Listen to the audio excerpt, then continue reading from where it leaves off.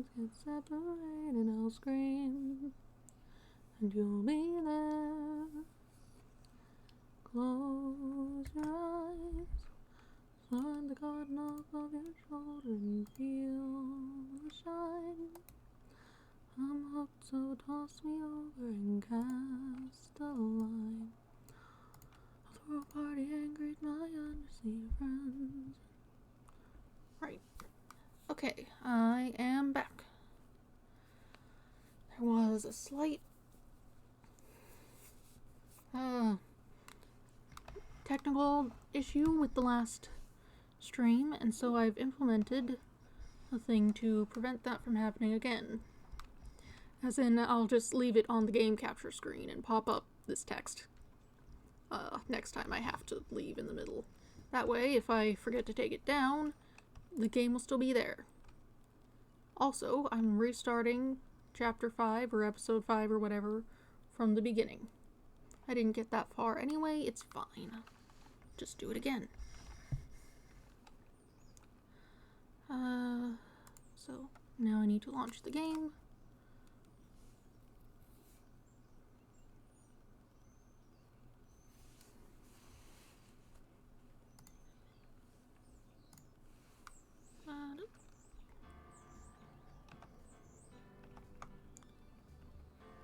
How does that look if I pull it up here? Not good. I'll probably have to figure out a better thing for that. Maybe make an actual image instead of overlaying two text functions. But I kind of put it together real quick, so, you know.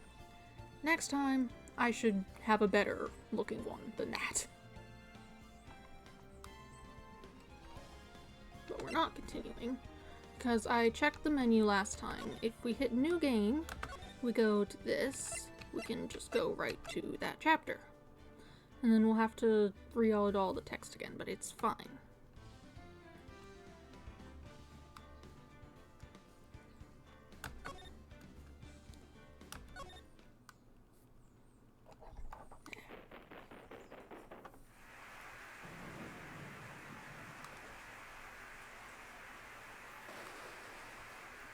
Fancy cutscene.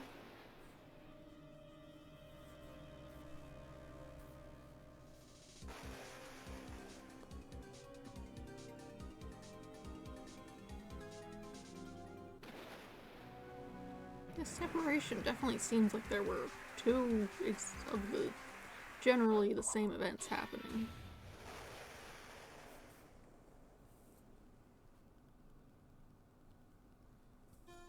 Oh yeah, that does look like her, huh? Alright.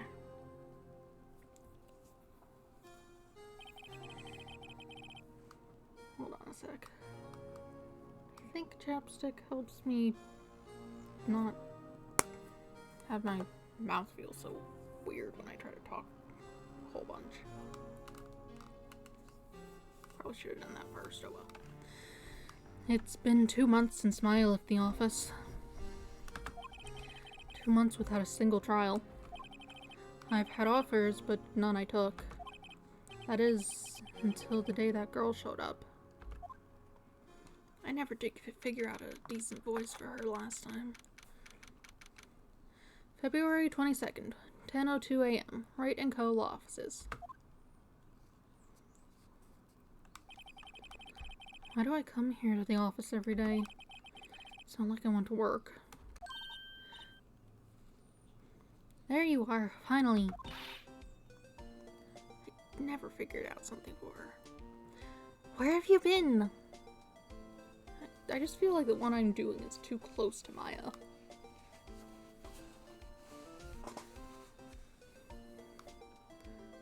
Danganronpa had actual voices for these for their characters, and then I could just try to copy them. Ugh. My sister's trial is tomorrow. Who are you? It doesn't matter who I am. It only matters who you are. The famous defense attorney, Mia Fey.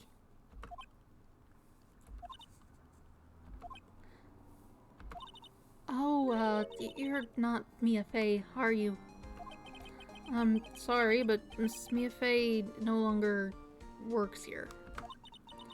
So you are the coffee boy? I'm Phoenix Wright, a defense attorney. Right. Wait! You're the Phoenix Wright? The Phoenix Wright from the Edgeworth murder case? Yes, that's correct. It wasn't Edgeworth who was murdered, though.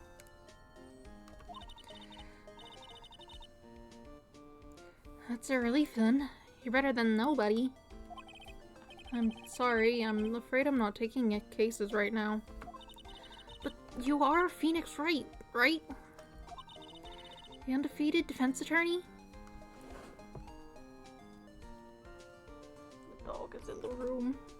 His name also happens to be Phoenix. I hope he doesn't get confused. Look, I'm not accepting any new cases.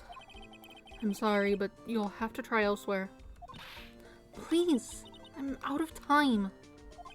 But please, you have to help. It's my sister.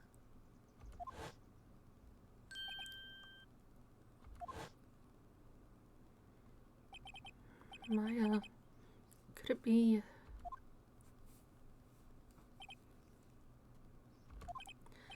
Okay, I'll hear you out. But really? Thank you so much. My name's Emma Sky. I'm a scientific investigator. Scientific investigator. Cool. Emma, was it? So you're a scientific investigator? Yes, that's right. Is something wrong? No, it's just you seem kind of jumpy, or maybe just young. Young? I'll be 16 years old this year.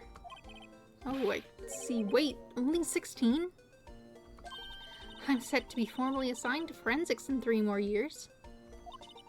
My work's become quite well known. At my age, no less. So what exactly is your current position, then? Well, legally speaking, I guess you'd call me an 11th grader. But I'm ready to do my job, at my age, no less. Great. Another future professional in training. So, what's this about a case? You said the trial's tomorrow? My sister didn't do it! She wouldn't stab someone with a knife. She wouldn't. So, it's a murder case. I don't care if there's a witness who saw her do it. She didn't do it. I know she didn't do it. It's a scientific fact. And there's a witness. Just talk to her. You have to talk to her. Right. I suppose I will. I promised her I'd bring Mia Fey, but... That's interesting. How would she know Mia? Just completely missed the part where she died. If you pay attention to news stories, surely you would have heard about it. So you want to become a scientific investigator when you grow up, then? Excuse me? I'm not a child, I'll have you know. Still, it's good to have a goal, albeit a very unusual one. I believe investigations should be done scientifically. Don't you? Yeah. Sure can't fault her for a lack of enthusiasm. If this case is handled scientifically, I'm sure my sister's name will be cleared.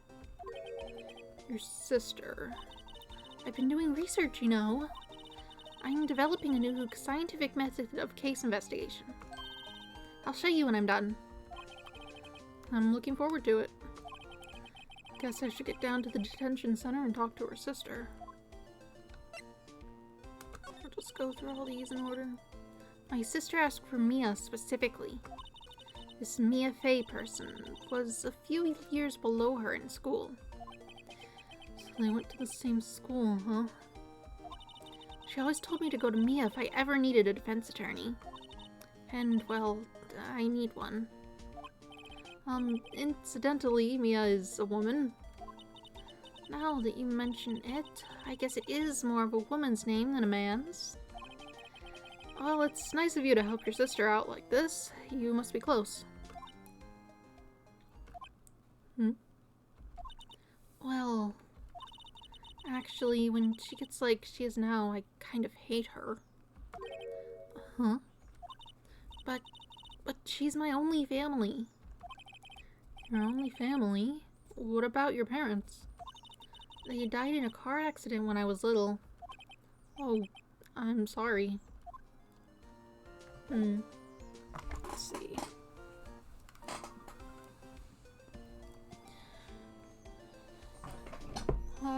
Let's see.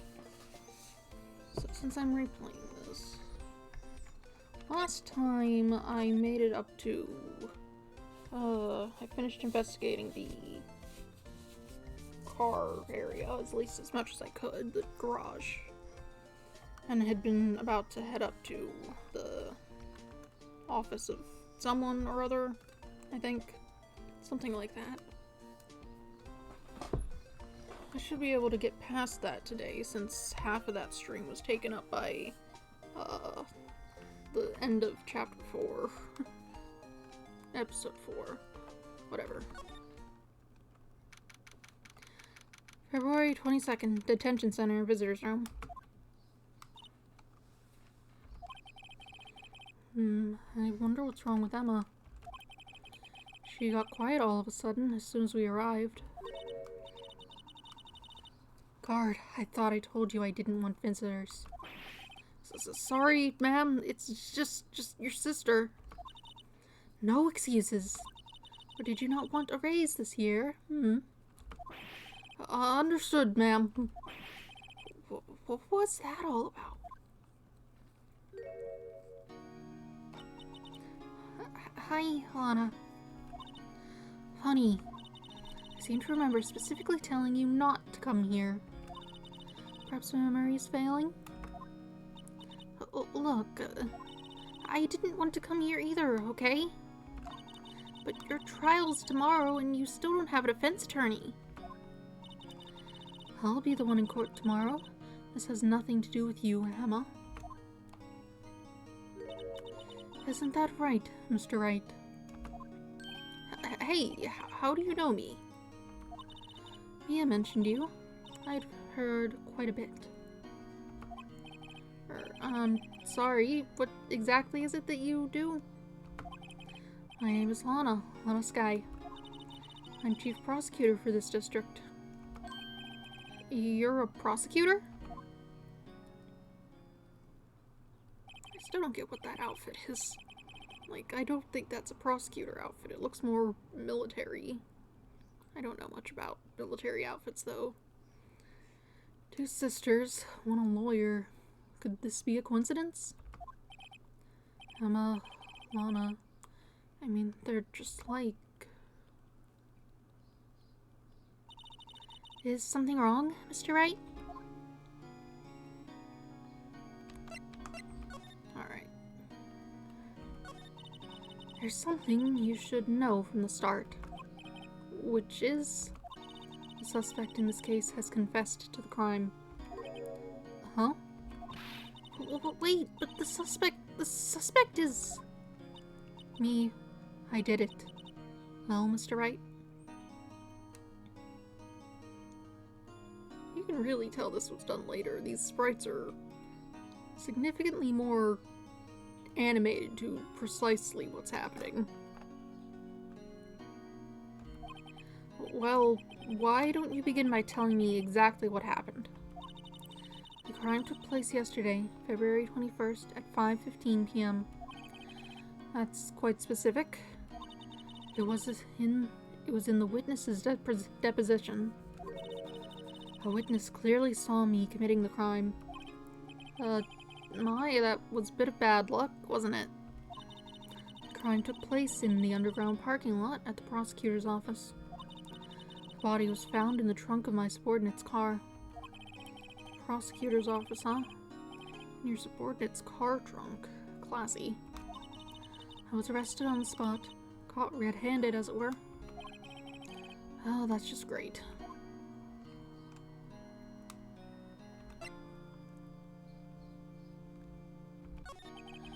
So, who was the victim? An investigator with the police department. I suppose the correct term is detective. A detective. A detective. Death was due to a loss of blood. He was stabbed once in the stomach. Yeah, I noted this before, but she's very detached sounding. Like she doesn't remember the actual events. It's just kind of repeating the facts that she knows and has heard.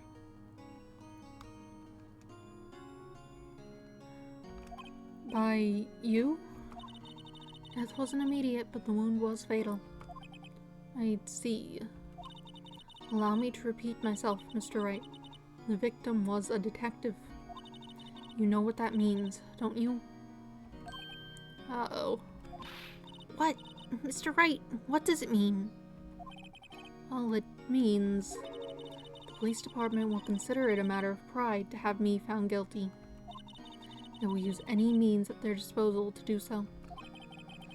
This case gets worse and worse with everything I learn. So you're the chief prosecutor? That is correct. I'm responsible for overseeing every trial handled by the prosecutors in this district. I make sure the prosecutors have what they need to do the job and manage every aspect. Those are my responsibilities, in a nutshell. That's an awfully large nutshell. Still, I'm a little surprised. I would think you'd recognize the district's chief prosecutor, Mr. Wright. I had honestly been under the impression that the one in charge had been, Von Karma. He certainly acted like it.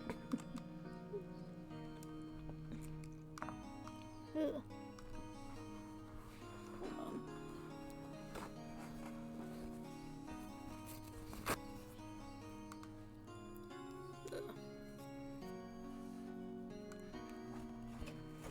Alright.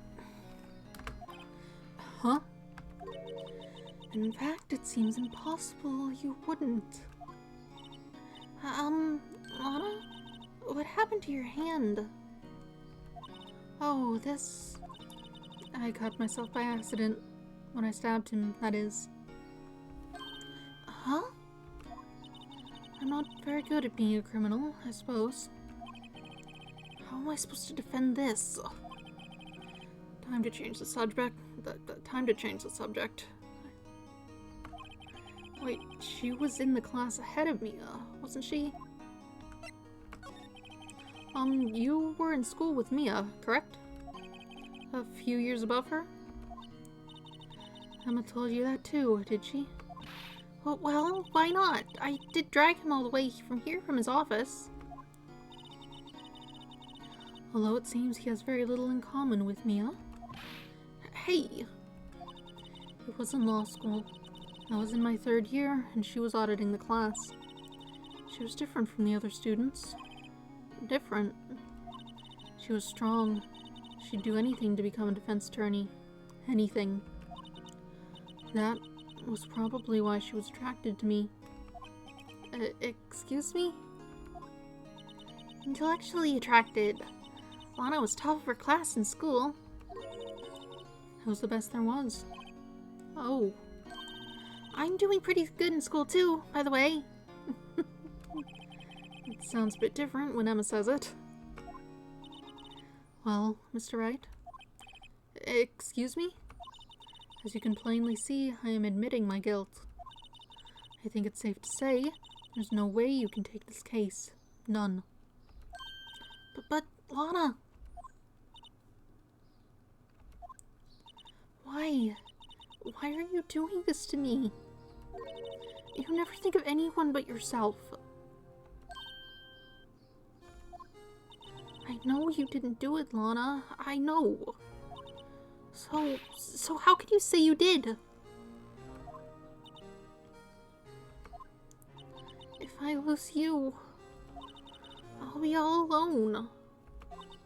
I hate you, Lana. sleepo. What are you doing? Mr. Wright? Yes?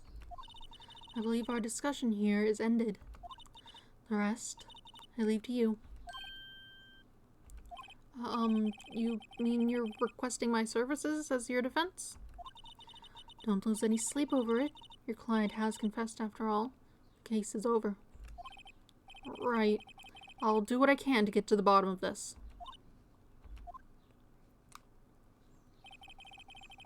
Lana has confessed to the crime, yes. But something doesn't fit. It's that look in Emma's eyes. There's something else going on here. I'm going to find out what. I'm sorry, Mr. Wright. Huh? About what? My sister, she's not always like that, you know? I just never expected to be defending another prosecutor again. She's changed a lot. She used to be so gentle, always smiling. Everybody liked her. I see. Sorry, but I'm having trouble imagining that. Checking something. What happened to her? I don't know for certain myself. I think maybe she... well, maybe not. Sounds like there's something there that defies a simple scientific explanation. Well, let's go check out this underground parking lot at the prosecutor's office, shall we? Okay.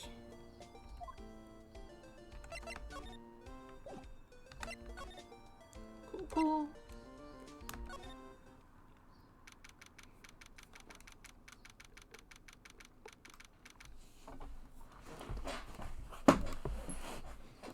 As I recall, the meat link. 2 more characters down here, and then we'll have to go up to some office somewhere, and then something. Although it's occurred to me, if this is an underground parking lot, then why would the cutscene at the start show it looked like the scene was zooming into, like, windows, 2 different ones in different buildings. Surely it has to mean something. It wouldn't just be there for fun visual effects. But also would make no sense unless the guy wasn't stabbed in the parking lot and was just moved here later. Would have had to have some way to keep the blood from getting everywhere. February 22nd, prosecutor's office, underground parking lot. So this is the lot where it all happened? Looks like they're still investigating. Funny that my first visit to the prosecutor's office should be like this. Hey, everyone, keep up the good work. Hey, what are you thinking? Well, they are going to be my co-workers 3 years from now, after all. No harm in saying hello. Actually, there is. You know attorneys aren't supposed to examine crime scenes? I'm trying not to stand out too much here, see? Hey there. Yes. Oh, that's right, that was that cowboy guy. You expecting to go unnoticed here, partner? But partner?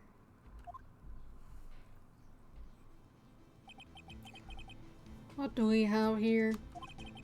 Looks like a bambina got loose from the ranch and is up to no good. Folks gotta keep them doggies tied down, partner. Mr. Marshall. Marshall. Looks more like a sheriff to me. Looky here, Bambina. I know how you feel. But this is my gang's gold strike, see? Strike? This is our claim, our territory, with a motherload of evidence. If you're fixing to mess with what's ours, you'll regret it, partner. You know what dreams a cacti out in the desert dream? You want to? What's this guy talking about? You head along home. You head along home now. Happy trails, Bambino.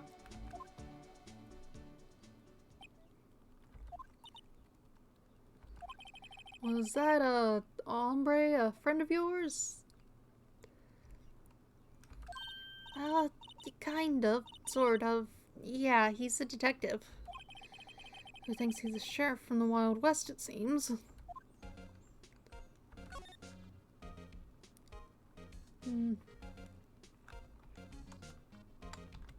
Hopefully I'm not making too much of a mockery of that accent.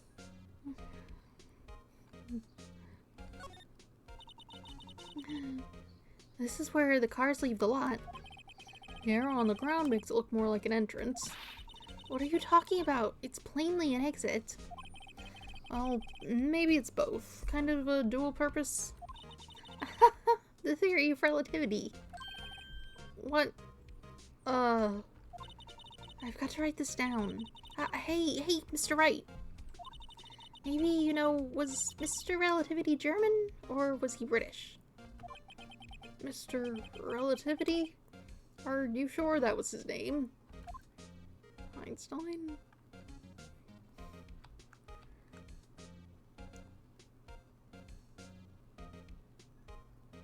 Yeah, I don't actually know where that guy was from.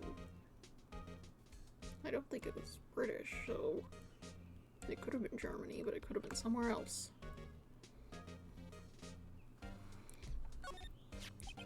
What's this? A wallet? Excuse me, officer. Wait! What are you doing, Mr. Wright? What am I doing? I just found this wallet, so I'm handing it over to the police. I don't believe it. This is real basic. Anything at a crime scene is evidence. Let's be scientific about this, please. Just put it in your pocket. How is that scientific? Sounds like theft to me. Zuko loves to walk behind my monitor. Yes, get in the window before you knock something down. No, don't lick it.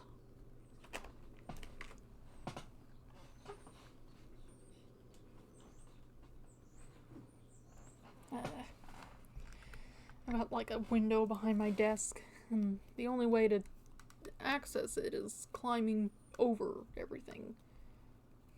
He either has to climb over the modem, which currently has an Easter basket on it, or behind my monitor. I've tried to show him how to get up from the floor, but he's not interested.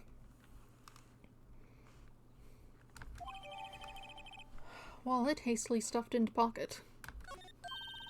I'm called to duty already, and at my tender age. Here, I'll teach you the trick to examining evidence in detail, okay? By the way, her eyes are sparkling. I can tell she's been waiting for this. Okay now. Look at the court record. You have to be sure to examine evidence carefully on all sides. Now let's start examining from every angle. That's right.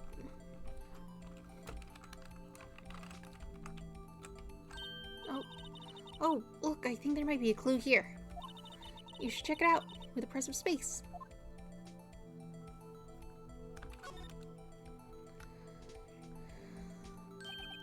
This is an ID card. Sergeant Bruce Goodman, ID number 5842189.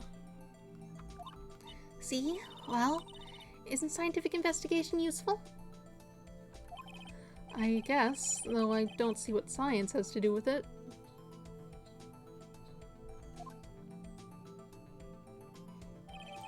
Goodman's ID added to the court record.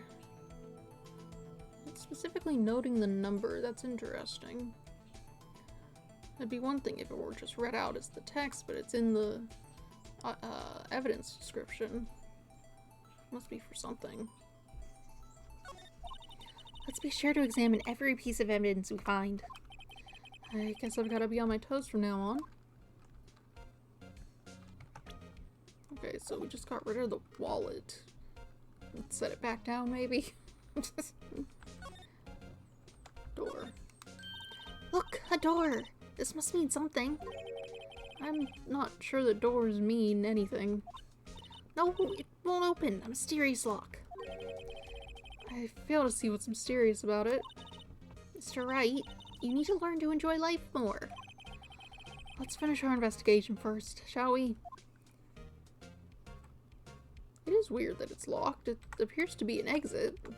Those are meant to not be locked in case of fire. The fact that it's got a light above it seems to indicate that that's what it's for. Aha! A ladder! That's a stepladder. What's the difference? In scientific terms, please. Scientific, huh? Look at the basic nature of things, Mr. Wright. This all seems so horribly familiar somehow. And... phone. Here, a phone. Let's see if it works. Hey, don't touch stuff we don't need to be touching. I can't hear anything. My ears. No, my ears. Maybe it's due to the barometric pressure. What is she babbling about? Hey, what did you just say?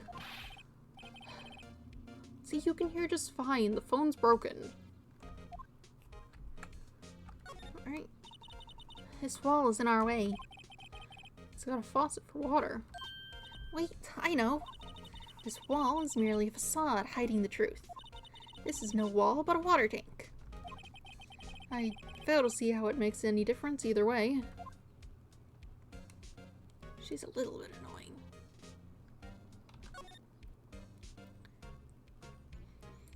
Alright, what we got? Truck. Car.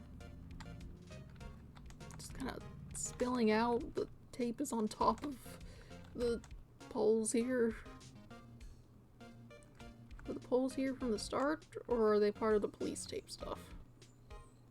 Probably part of the police tape. Got some sort of... what is that? A phone? A very large phone. Maybe not a phone. Well, no time to waste. Let's get hunting for clues. I wonder what this is. Well, partner, looks like you got no intention of going home quietly. The sheriff. Like I said before, this here's our claim. You'd best be moseying along, unless you're fixing to bite the bullet. Ugh, scary. Could you just tell us one thing? Who owns that car? Well, Philly's got a good nose on her. You want to know who rides that red Mustang with a body in her saddle, eh? Please. No problem, partner. About time for vittles anyway. Get yourself to the saloon up on the 12th floor of the prospector's office. I just find you a cerveza you like. Cerveza. Prospector's office?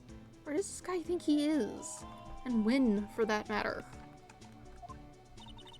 Note to self. Look up Vittles, Saloon, Cerveza. Maybe we should check out room 1202, the High Prosecutor's office.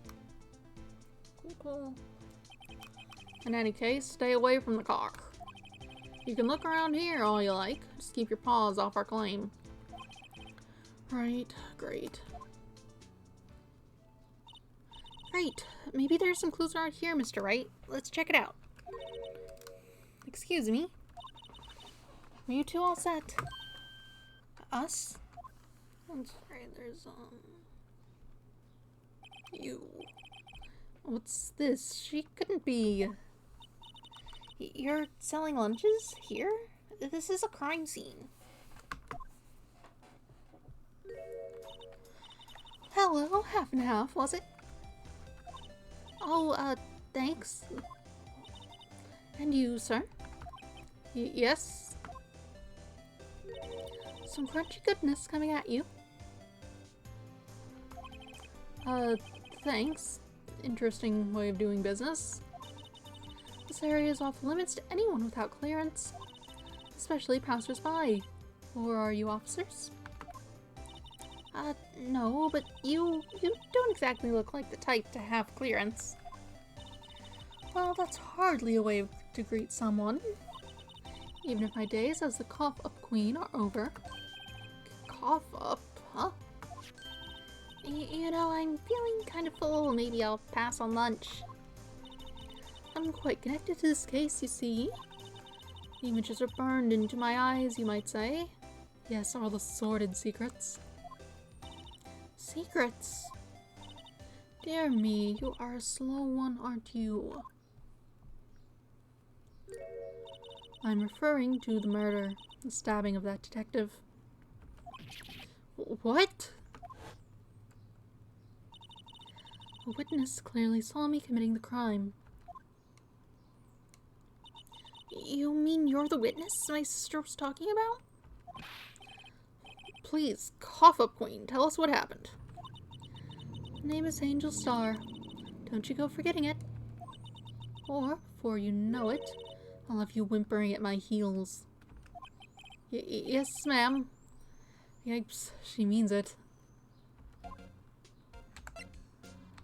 Alright. What's up? Somehow, I knew. Yesterday was a day of destiny. I knew something was going to happen. Just like I know that the day's least special on Friday every week is salmon. Destiny was yesterday special for some reason? You're a defense attorney, right? You should know then. You should know the foul misdeeds of the evil ones who haunt this den of inequity. Evil ones? Prosecutors. They have no qualms at all about blackening the names of innocents. And yesterday they paid homage to the most evil one of all. They gave an award for King of Prosecutors. What a farce. So she's saying there was some sort of prosecutors convention yesterday. I was almost compelled to lace their lunches with something foul. Do you have a personal grievance against prosecutors or something? Or is there some kind of scientific evidence of this, evil? Young miss, mock me at your own risk. You'll soon find out why they call me the cough-up queen. Ew. The most heinous of all the evil ones, the one they awarded yesterday, was in his car that they found the body. Proof that he devours the evilest lunches of all. Really? Really what? I'm totally confused. One thing's clear, this lunch lady has a thing against prosecutors. Some guy's car. Not the detective. The detective's not a prosecutor.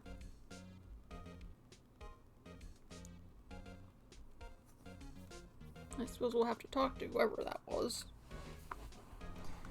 Maybe he'll be up in the office when we get there.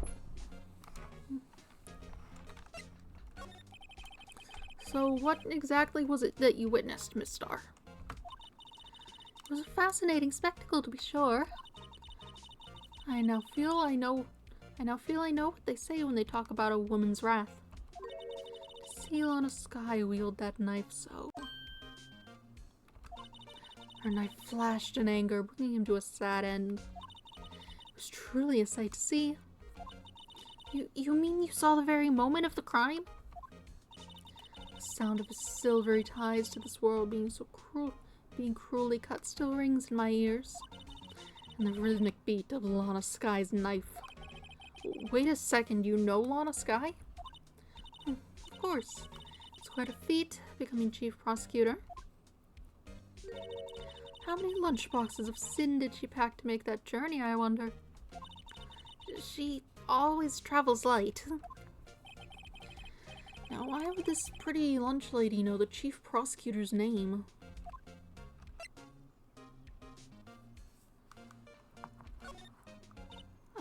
Could we ask you a bit about yourself, Miss Star? I come here every day to sell lunches. I import only the freshest and best from the Far East. For some reason, the box lunches are ahead here. Bento. Why not make the lunches here rather than import them? Did you say something? No. Only true connoisseurs can understand. The kind you can only tell someone who has tried General Tso's trilobite lunch set. Is that what that is? Kinda looks more like some sort of two-headed fish. Kinda hard to see with the text box in the way. I never have found a button that hides it. Never mind. You win. I don't even want to appreciate part of a trilobite's flavor. Anyway, I come here every day to sell lunches. My boyfriend works in the security room here at the prosecutor's office. Your boyfriend? See the security room over there? The glass-walled booth? I sell my lunches, and since I'm here anyway, I drop in to see him. Since you're here anyway, I guess selling lunches is more important than romance. It seems reasonably likely that she was already selling lunches here and then met him on the job. That would make sense. So, to scientifically analyze the data available so far, you, Miss Star, are a lunch vendor with an ulterior motive for coming here. Useful analysis? Not. Did you have a bad experience with the prosecutor, Miss Star? I sense some hostility. Hostility? Perhaps. Prosecutors are all alike, and the bigger they get, the worse they smell. Kind of like ten-tailed clams in the chowder. I wonder if Miss Star was involved in some sort of legal trouble in the past. That'd be a sure cause of food poisoning. Scientifically speaking, of course. I mean, now you're talking cough up, Queen. Now you're talking cough up, Queen. That makes more sense as how to say it. I thought she was just a lunch vendor, but now I'm not so sure. Anything left to examine over here? Oh, barrels. An oil drum. Looks like it's filled with water. It's heavy. I can't even budge it. The drum over here is on its side. Wait, I know. I'll hide in here and do a stakeout. I think that you'll probably just get arrested. In fact, you may not even have to hide in the drum to get arrested. What? I'm not suspicious. I mean, you would be if you were hiding in there. Oh, sign. Look, a stylish glass walled room. Very nice. You could see the whole parking lot from in there. It says security. Perhaps it's a cafe? Cafe security. Yeah, that must be it. Let's check it out later. I hate to break to you, but I think that's probably just a security guard's office. You know, I scored a 97 on my science test the other day. Too bad they don't have a test for common sense. Okay, then. Presumably now we can head to the office. And at that point, see, this is about as far as I got last time. It only took 45 minutes-ish. So it's fine. We're right back on track. All is well. Everything is still visible on my thing. Cool.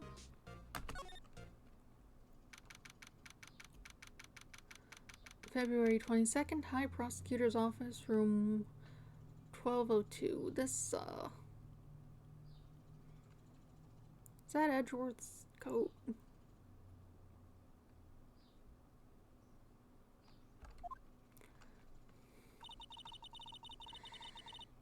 This is the kind of room that just screams, I can do the job. Quite a change from your office, really. Thanks. Look, there's a trophy or something here. A trophy? What, that shield? It takes real nerve to display stuff like this. It doesn't quite look like it's on display, as much as just set down. You don't generally display things from a couch. Whoever's office this is, they must be a real stuck-up jerk. Phoenix Wright. You never tire of prying into other people's business, do you? That voice. Yep, here he is. A long time no see, Edgeworth. Huh? Oh! Mr. Edgeworth! You know him from somewhere? Of course! I'm his biggest fan! My sister introduced us once and... Right, her sister is the chief prosecutor after all. Well, what brings you here? I'll warn you, I've been known to be a real stuck-up jerk. No, did I? No! It was just Mr. Wright here, Hey, don't blame me! We're just here to investigate a murder case. Murder? A body was found in this nasty bright red sports car in the parking lot. Sounds like it's his car. That would be my car. What of it? Oh, this is a new Sprite. You look very silly. What? Your car? I'll say one thing, she certainly can scream. Oh, I'm not doing loud screaming. Not that anyone's here to hear it, but still. I do have the windows open. I feel like that'd do poorly.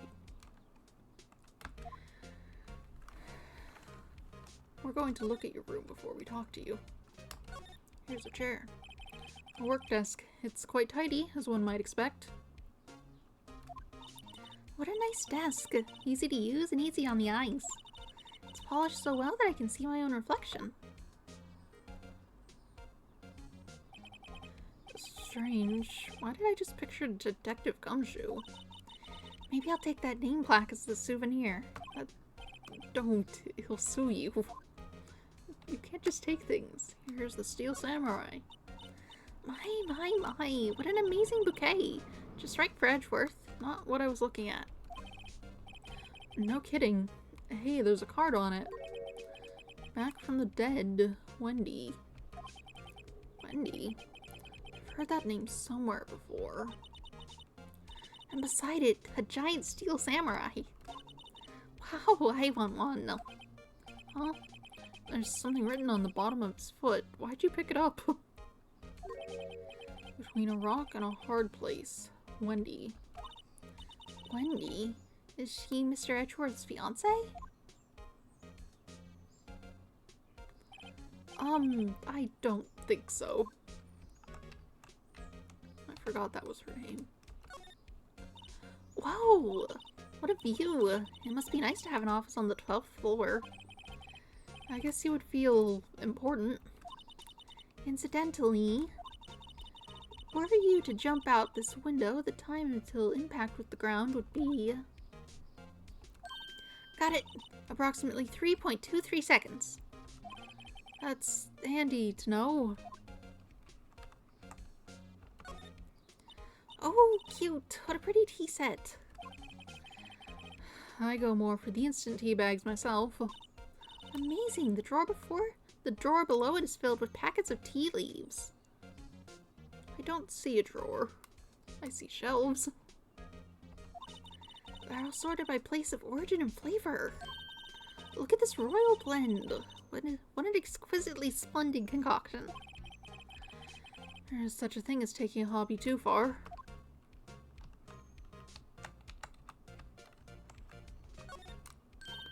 Whoa, these are all case files? They're stacked up to the ceiling. There's even a ladder. Odd. I thought Edgeworth wasn't good with heights. He must have someone get them for him. Strange. Why did I just picture Detective Gumshoe? You must study these case reports so closely. He's so cool. You wouldn't say that if you saw him sweating bullets up on that ladder. Did he have an issue with heights? Maybe. Was that brought up? I don't remember. Can you just pick a place to be? The place can't be right there. That's not where you can be. Keep moving. Surprisingly, he hasn't managed to, like, unplug anything from the monitor. No, you can't be on the desk. I'm doing things.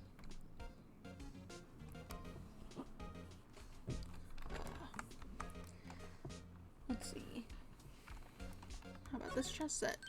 This doesn't look like the way chess works. Hey, a chessboard! I'm not too up on my chess, but it looks like blue's in a bit of a tight spot. The red knights have surrounded the blue pawn. Huh?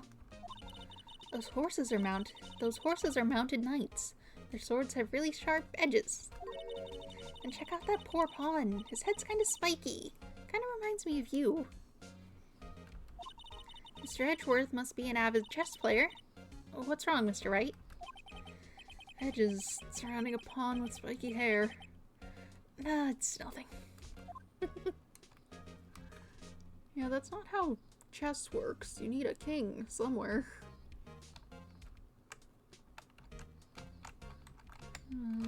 How about the trophy?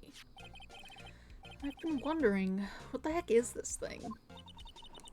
It has a big K on it. Prosecutors. Huh? What's that? It's the King of Prosecutors trophy. King of Prosecutors? It's a great honor. They send that shield to the best prosecutors each year. Is it supposed to be broken? What? So that K, that's... K stands for king? Yeah, you got a problem with that? I didn't design the thing.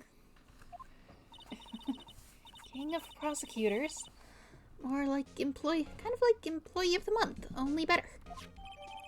King of Prosecutors trophy added to the court record. Given to Edgeworth, King of the Prosecutors at the PD on the day of the murder. I can look at it again. So that's the King of the Prosecutors shield, huh? Well done, Edgeworth. You must be proud to be King of the Prosecutors. Congratulations, King of Prosecutors. Please stop saying that. That still doesn't explain one thing. Why is the tip of the shield broken off? Okay, so it's not just meant to be like that. Odd. Wow, this jacket is even lacier than his usual ones. This must be his lucky trial jacket. Lucky jacket, right. I've never seen him wear it. I'm sure that there's a story behind why it's in a frame. Maybe I'll be naughty and take a picture. She's getting way too excited about this. I think that's everything to look at. So now we need to talk to you. Well, we are here for a case. So the body was found in your car? Go ahead. Go ahead, say it right. You think I did it, don't you? After you went through all that trouble to help me last year, no less. No, we don't think you did it. I mean, it was my sister who stabbed him. Wait, no, she didn't do that. I mean... Wait. So you were the chief prosecutor's little sister, then? Yes, sir. Emma Sky. It's nice to meet you again. Now, that didn't sound forced at all. Now I remember. You've really grown. I'll admit it was a surprise for me, too. To To think that my own car would become the scene of a murder. More surprising still, I'm being forced to prove my superior's guilt. I can understand. Wait, what did you say? Lana Skye is the chief prosecutor, the top prosecutor in the district. She can't prosecute herself, so I'll be the prosecutor at the trial tomorrow. You, Mr. Edgeworth. To be honest, it's a bit of a miracle I'm still here at all. What do you mean? Rumors. You've heard the rumors about me, haven't you? Heard the garbage truck right outside. Oh.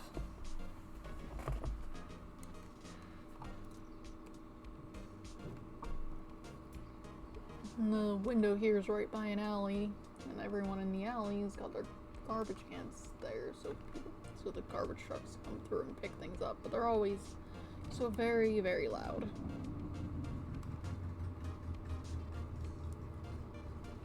Oh well. How bad's that being picked up? Definitely a higher level of baseline noise, but it's probably fine.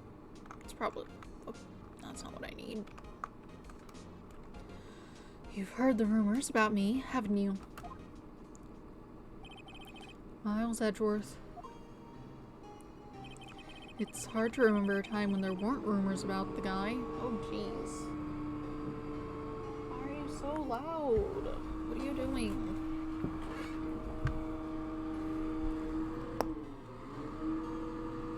You're just sitting there.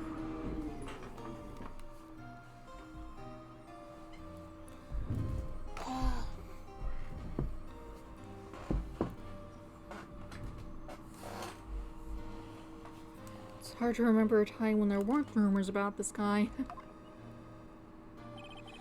Forging evidence, arranging false testimony, illegal searches, you name it. Thanks to you, my innocence was established in the trial at the end of last year. However, there are some who say I'm the one responsible for the current incident. What? That's crazy! Some people... it's so loud. Well, it's leaving now, so hopefully that should be fine. Some people need very little excuse to think ill of others. It's a fact of life, impossible to stop. But... some of them even go so far as to present me with toys like this. They think it's funny. Toys? That bronze shield? There's gotta be a story behind that one. Why does the bronze come, like, pre-rusted? Why?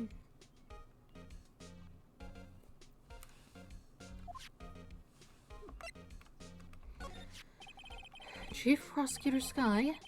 Yes, we first worked together on a case 2 years ago. It was my first big case. That's right, I remember. 2 years ago, I wasn't even a lawyer yet. Since then, I always felt that she was looking out for me. It appears I was mistaken. Mistaken? Why? I mean, I know she's not the warmest person, but I'm sure she felt some responsibility for you. Then why? Why did she stab someone in the trunk of my car? Not only that, she stabbed him with my knife. Why do you have that? What? Mr. Edgeworth, your knife was the murder weapon? To be specific, it was the knife I keep in the toolbox in the trunk of my car. I suppose that's a reasonable place for that in case you get into some sort of problems.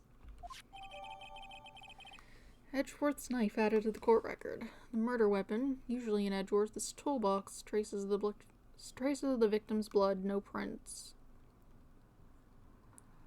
Any trace of, Lana's blood? She said she cut herself with it.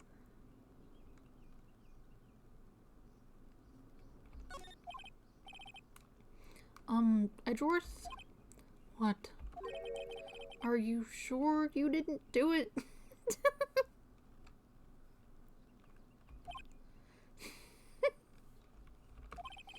Come on, can't you take a joke? You have a strange sense of humor, Mr. Wright. Well, I guess that's that. Anything left to look at? Oh, the couch itself.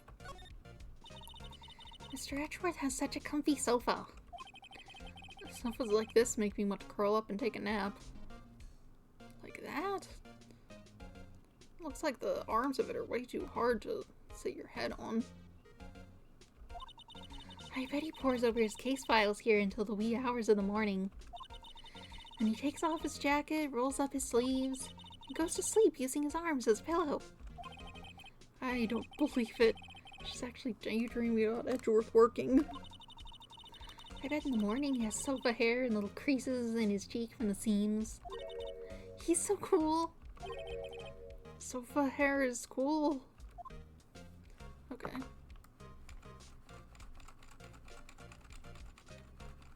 Cool.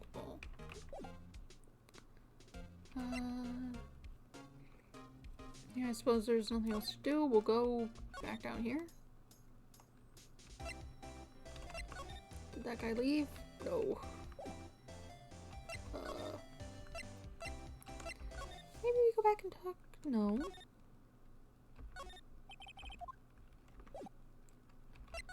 Okay. Did I miss something?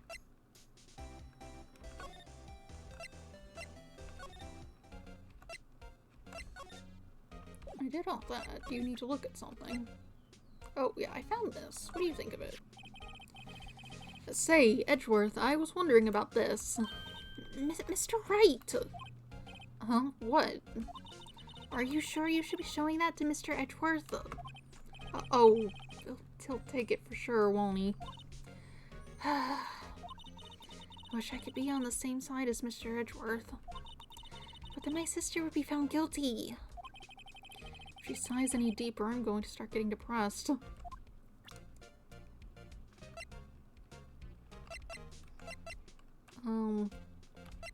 I don't think I need to show him these things. Did I miss something? These are all checked off. Oh wait, that's right. I can look at these things more in depth. That's right. Let's see. There's a thing on the bottom. Hey, check it out. There's a metal plate here. Looks like the names of all the previous recipients are engraved on it. Wow, one guy's listed a bunch of times. Probably Von Karma. Von Karma. I guess he must be a foreigner? Yeah, that's probably it.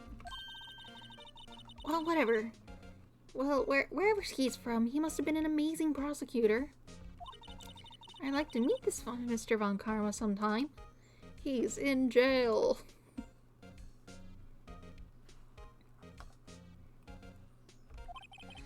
When she says it, his name does have kind of a ring to it. Are you stupid?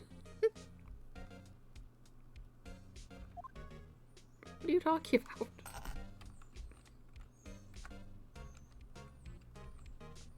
Fist.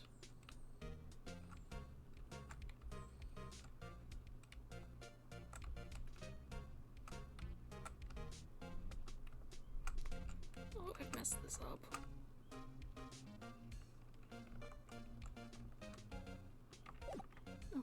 Okay, whatever. Why can't I look at this in 3 dimensions? I don't have it.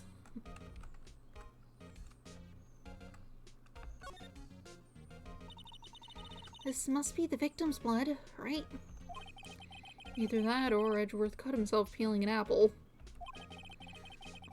What's Edgeworth doing with a knife like this anyway? Hey, maybe he spends his weekends roughing it in the wild. Edgeworth in the wild? I think my fruit feeling theory is more likely. Are you kidding? I always pictured him as an outdoorsman. I don't feel like that's the type of blood splatter you'd get from stabbing. Now there's a scary thought.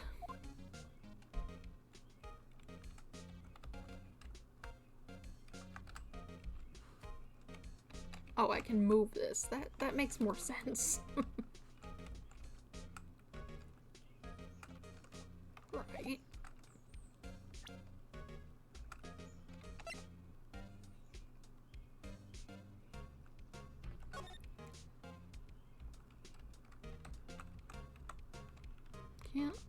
Can't look at that. Oh well.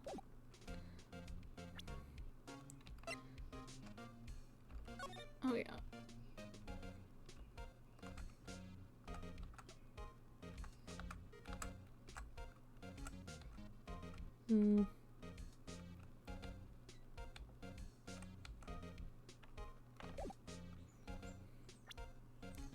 That doesn't seem to help.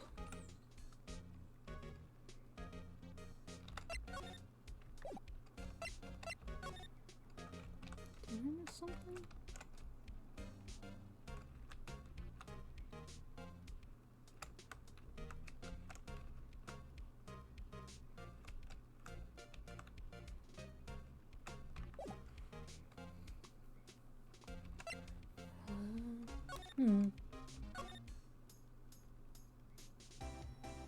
Oh, maybe you'd like to see some evidence.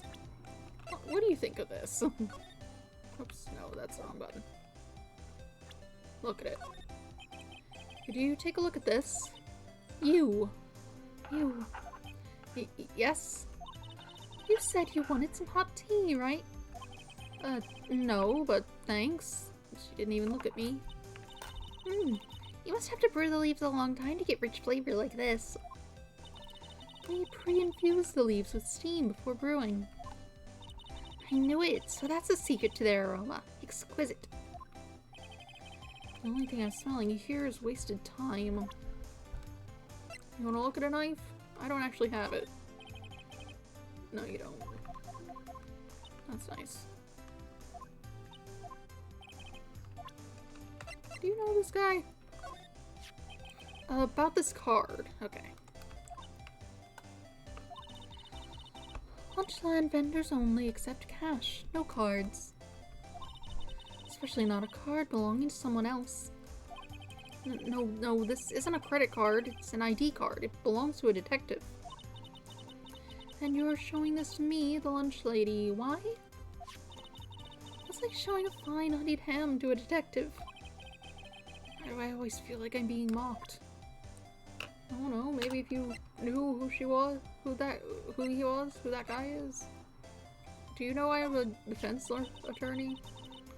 A defense attorney must be able to fight. How about you? Do you think you can win? How about tackling Lunchland's Pickle Supreme lunchbox? Yikes. Are those pickles?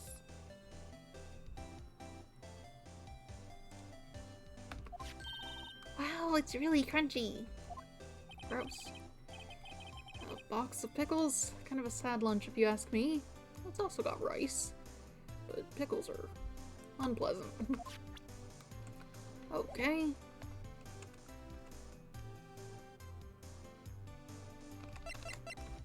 Did I miss something? What am I looking for? I don't think it's in this room. What if I go back here? Does anything happen? No? Do you want to look at the evidence? Look at this knife. Here, see this? Ah, I've noticed that defense attorneys have a tendency to want to show people things. What's this? A behavioral study of lawyers? Okay. Are you here? I can look at things. Not that that's gonna help. This guard monitors the visitor's room. He's frozen in fear of the frigid Miss Lana. I'm feeling a bit chilly myself. She's not here.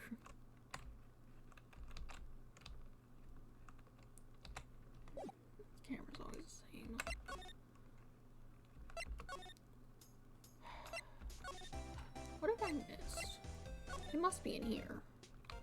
Well, actually, did I try to talk to her? I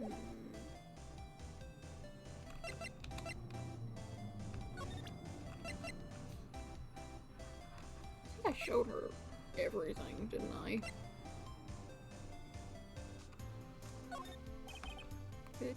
Yeah. Well... whatever.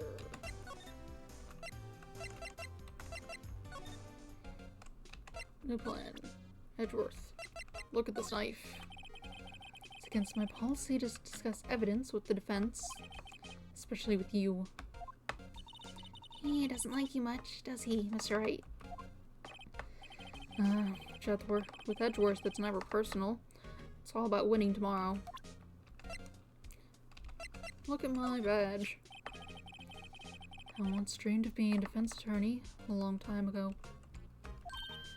What? You wanted to be a defense attorney, Mr. Edgeworth? Yet my path is laid out clearly before me. I have no time to reflect on what might have been. Okay.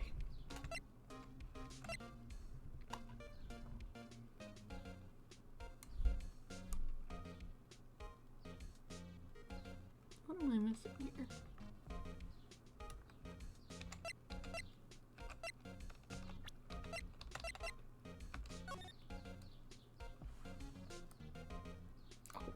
Oh, I can turn it with my mouse.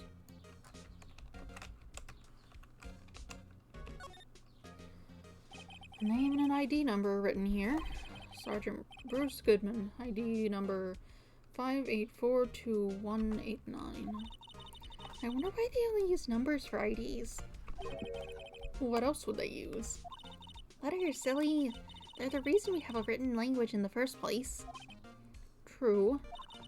Sergeant Bruce Goodman, ID YABADAB. See? Wouldn't that be better?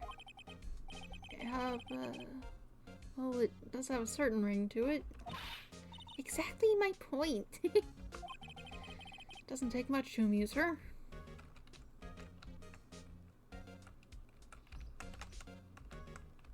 This isn't helpful. What am I doing? Look at the badge. Wow.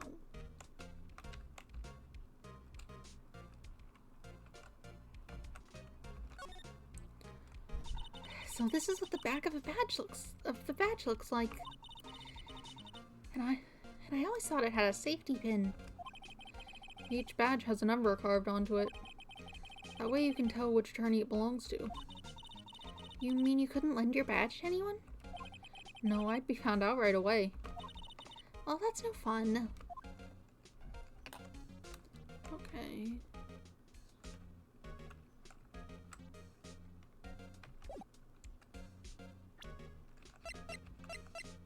What,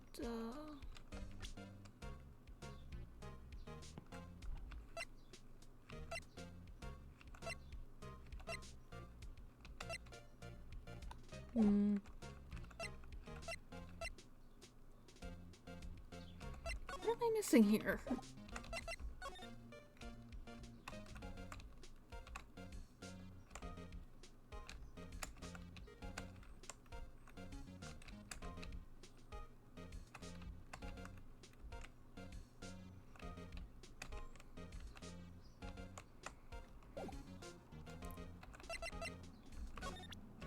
What about this? So, basically this says you were the best of the best last year, huh? You can take that foolish grin elsewhere, right? I lost a day of work to receive that travesty. Huh? Why's that? I had to go to the police department to receive that broken shield. The police department? Yes, right next to the police station downtown. You've been there, haven't you? Where Detective Gumshoe works? Yeah. I was wondering something about your shield. Why is it broken? What does it matter? I've got more important things to worry about. Oh, right. He doesn't seem too concerned with his award, for better or for worse. Yesterday was a very busy day for the prosecutor's office, I'd imagine. Maybe we should ask him more about yesterday? Great. Okay. When all else fails, show people everything you have. Show them everything. Could you tell me more about yesterday? The day of the murder? Yesterday was the annual cleaning day at the prosecutor's office. Cleaning day? Working with the police department, we sort and file all evidence for solved cases. We call it evidence transferal. Wiping your hands of old cases, in other words. Oh, and another thing. The ceremony was held at the police department. There's an annual review and awards for outstanding police officers and prosecutors. And that's when you got the shield? I was at the police department yesterday afternoon. I got back here at 5:12. That's very precise. People like myself and Mr. Edgeworth pride ourselves in our precision, Mr. Wright. No, I place little faith in my memory. The only thing I trust is solid evidence. Yep. Edgeworth's parking stub added to the court record. Record of parking in the prosecutor's office lot. Entered lot at 5:12 p.m. Cool. This is the parking stub from the underground lot. The murder took place around 5:15. They would have had to get there as soon as you left the car. So the murder happened right after you got back. What, right? I'd appreciate it if you'd direct that suspicious glare elsewhere. Someone's here. Hi.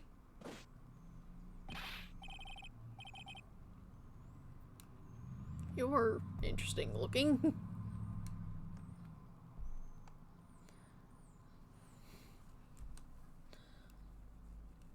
You got the same badge thing on your head as that cowboy guy had. I don't think Gumshoe had anything like that.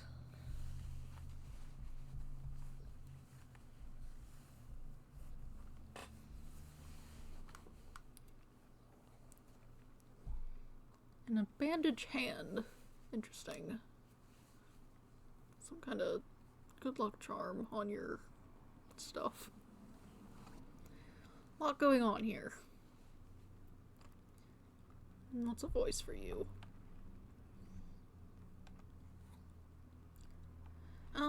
Excuse me, but is Mr. Edgeworth, anywhere on the premises? I'm Edgeworth. What is it? I'm here, sir, at the request of the chief, sir. I've got your report, sir. Report? What? Did you find new evidence in the case against Chief Prosecutor Skye? I don't like the way this conversation is going at all. Skye, sir? No, sir. No name of that kind, sir. Not in this report, sir. I think I just heard Edgeworth's lid blow. Mr. Edgeworth's lid isn't on very tight, is it? I've made a clear request to the police department, did I not? I need to focus on the trial tomorrow, so don't bring me anything unrelated. Sir, I'm just following your orders, sir. They told me to bring this to you. I wasn't aware of the particulars of your... Give me your name. Yes, sir. Meekins, sir. Officer Meekins. Right. Officer Meekins, take your report and leave. Good luck with that raise next month. But, sir, I didn't know. Poor guy. Looks like he was absent on the day they gave out brains, and good luck.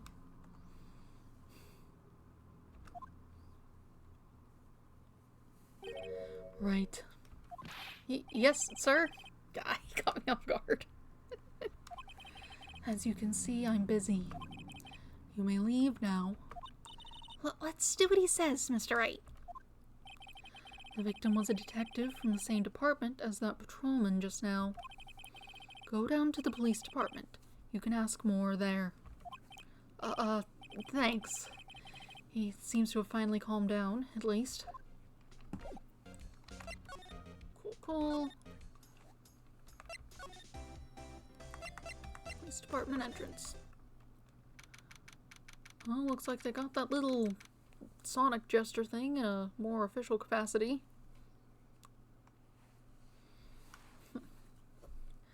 February 22nd, police department entrance. Phew, we're finally here. Why would they put the police department so far away from the prosecutor's office? Beats me. It took almost 30 minutes by taxi. Traffic wasn't even that bad. Goodness. Is it even in the same city, or do you just have, like, the worst road layout imaginable? It only takes an hour to get, like, several counties away from here.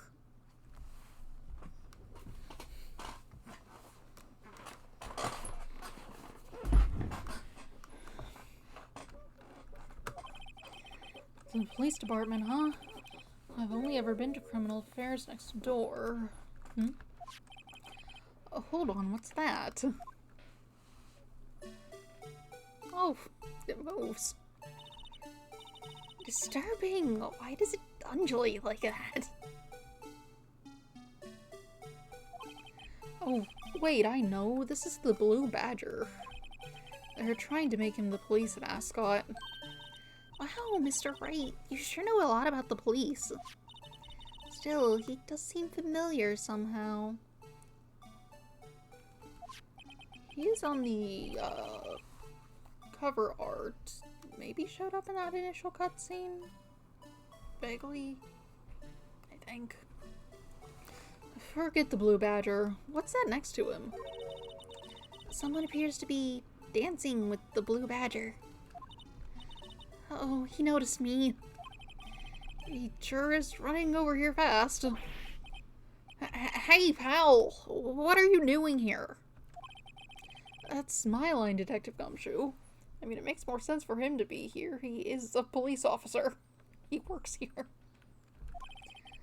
Specifically, why were you dancing over there? What? Well, at least he doesn't seem to be busy. This is our chance to get information. Hey, I'll have you know I'm a very busy man, pal. I want to look at the scene first. Doors. The detectives in there look pretty busy. Just imagine, right now, behind those doors, a police drama in action. Somehow, the thought fails to excite me. Got some people. Look, that patrolman is saluting the other guy. He must be a detective. Then I said, hey, hey, you do that. Your soup, well, then I said, hey, you do that, your soup will get cold, buddy. That's hilarious, sir. I laughed so hard I cried. Okay.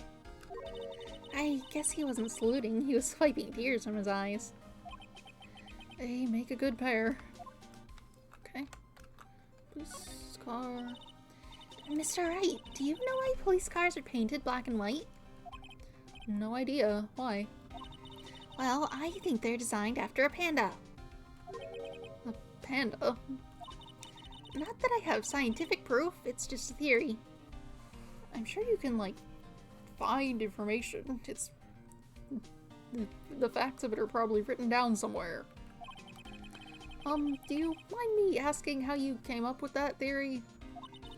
It was when I was on a school trip. I saw a patrol car and it came to me.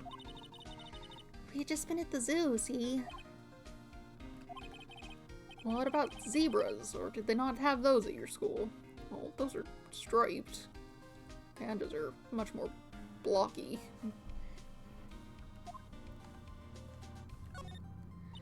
The banner here is announcing the crime fighting campaign. Nice slogan. Can't read that slogan. I wonder if they'll be selling fingerprinting sets. I don't think it's that kind of campaign. What family wouldn't want to set it home? It's good for finding out who stuck into the cookie jar. I'm not sure it is. People probably touch that without actually taking things all the time. I think most families can figure that out without the extra help. I always get excited when I come to a police station. Why is that? It just feels like I've jumped into a movie. Huh? You know, with all the police and the criminals. Well, I don't know if this is all that exciting. Sure it is. Look at those two officers over there. They're probably talking about the latest bust. Funny, I thought they were talking about the weather. Let's see. The usual wanted posters are hanging up on the bulletin board here. Do you know this face? If you do, dial 911. You know, Mr. Wright, I've always thought it was kind of funny. I don't think you're meant to call in tips to 911. I think you're supposed to call the police office more directly. I've never seen anyone who looked like the people in these posters. They hardly even look human. She has a point.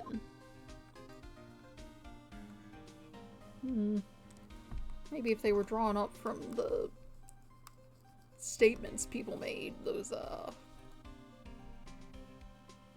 I don't know what they're called, portrait things that people draw to figure things out better. I was wondering about that. What, the dancing blue badger? It's my masterpiece. Oh. Hello.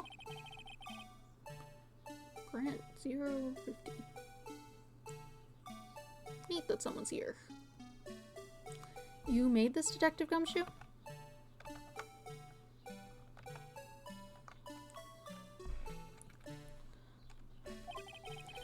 The chief threw together some designs and I just did my thing, pal. Nice work. It's battery powered, so it can go anywhere. There's no switch, so it just dances until the batteries die.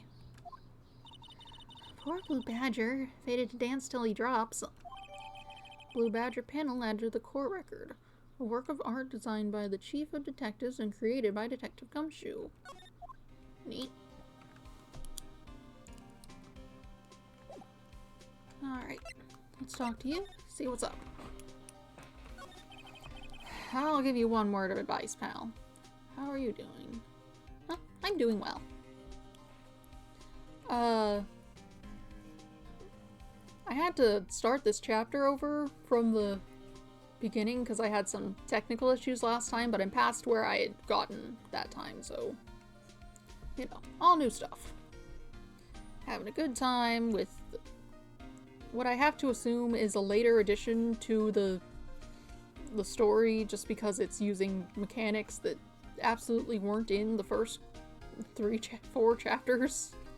The 3D evidence functions and whatnot, which probably wouldn't have worked at all on the Game Boy Advance where the game was initially released.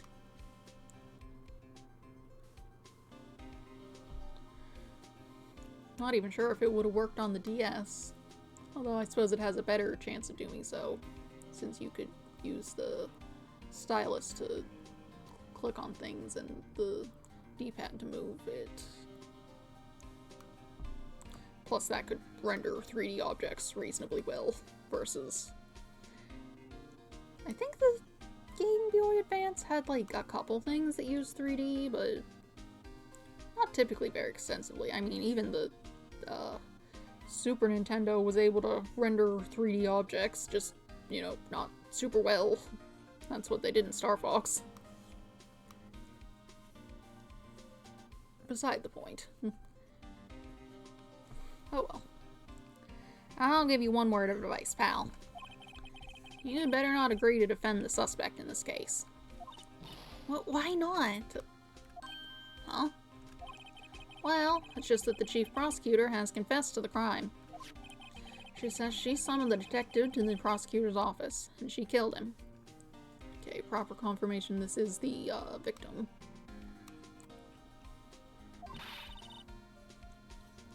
But what if she's not telling the truth?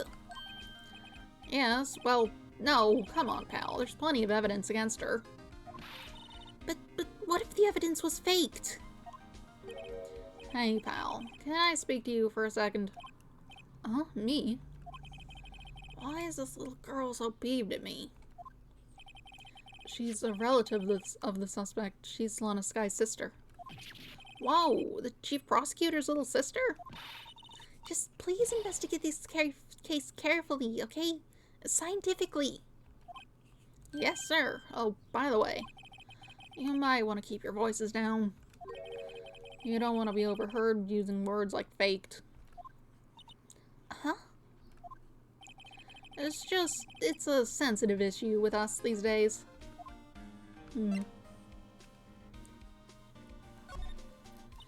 So, what are you doing here, Detective Gumshoe? Me? Oh, well, nothing really. It kicked me out of criminal affairs.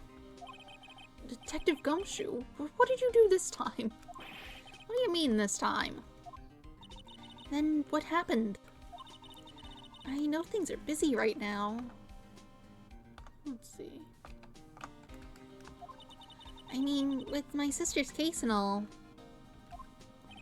It's true. We've never had a chief prosecutor murder anyone before. Only the highest ranked people are being led into criminal affairs now.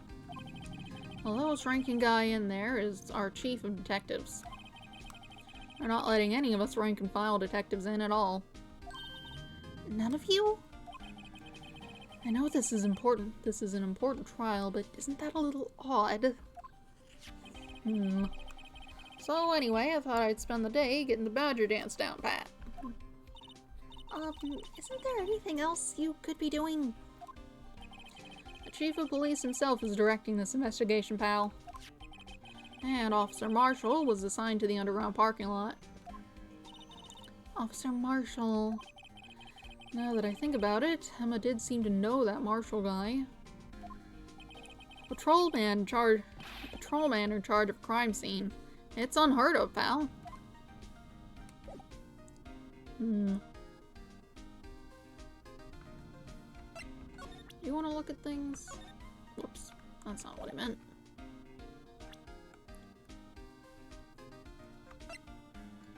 Thoughts on this?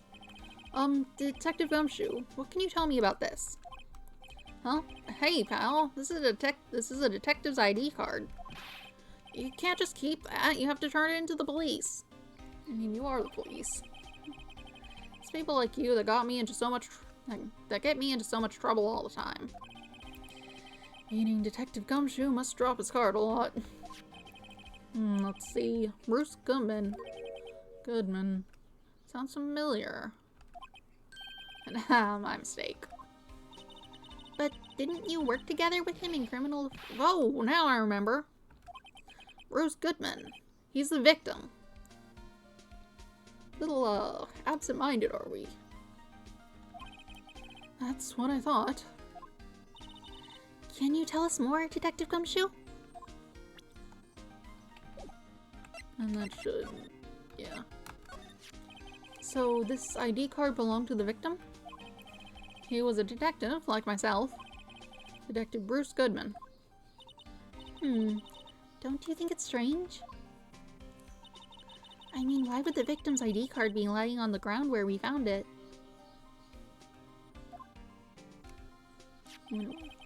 Well, Detective Goodman should have been at the police department yesterday.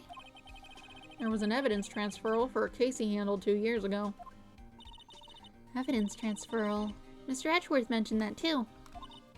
But Detective Goodman was killed at the prosecutor's office. Well, that's the thing. It's hard to say this, but word is that Chief Prosecutor Sky called him out there to the parking lot. And Lana's confessing as much. Okay. This case seems to be heavier on the show evidence portion. Specifically to people you're talking to. Hey, that's it. That's the King of the Prosecutors Award that Mr. Edgeworth got yesterday. Were you at the award ceremony, Detective Gumshoe? Of course, pal. I got an award for diligence myself. Ah, congratulations. I was wondering, why is the award a shield? And why is it broken? Oh, well, there's a reason. I'll tell you what it is later. Apparently, he's forgotten. But I was proud of Mr. Edgeworth for winning that award. Even with all the naysayers in the prosecutor's office. Naysayers? Must be because of the rumors. Knife. Found in Mr. Edgeworth's car, stabbed with Mr. Edgeworth's knife, huh? What would drive Chief Prosecutor Sky to do such a thing? Wait, I didn't mean... I mean, sure, of course someone else really did it. Someone who must have a grudge against Mr. Edgeworth. The car and the knife do seem a little too well organized to be a coincidence. Poor Mr. Edgeworth. What could have happened? We have to find out a little more about what's going on with Edgeworth. This will probably activate the same thing, huh? Yeah, okay. It sure is the same thing. They should probably hit a check mark on the evidence if you've shown them it already. As a detective, I have to keep my mouth shut on that one. I know better than to go blabbing about things I don't know about. I asked you about the little thing that you built. No, I wouldn't want you to do that either. Good. There's no reason for you not to talk about this thing.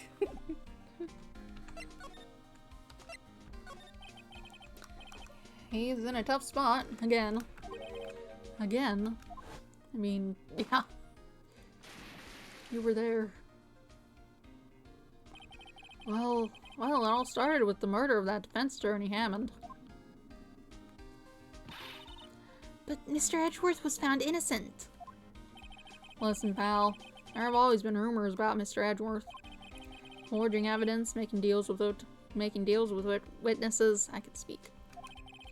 Nothing outright, but there were always whispered rumors. Ever since he was accused of murder, no one's whispering. They're practically shouting. But there's no evidence against him.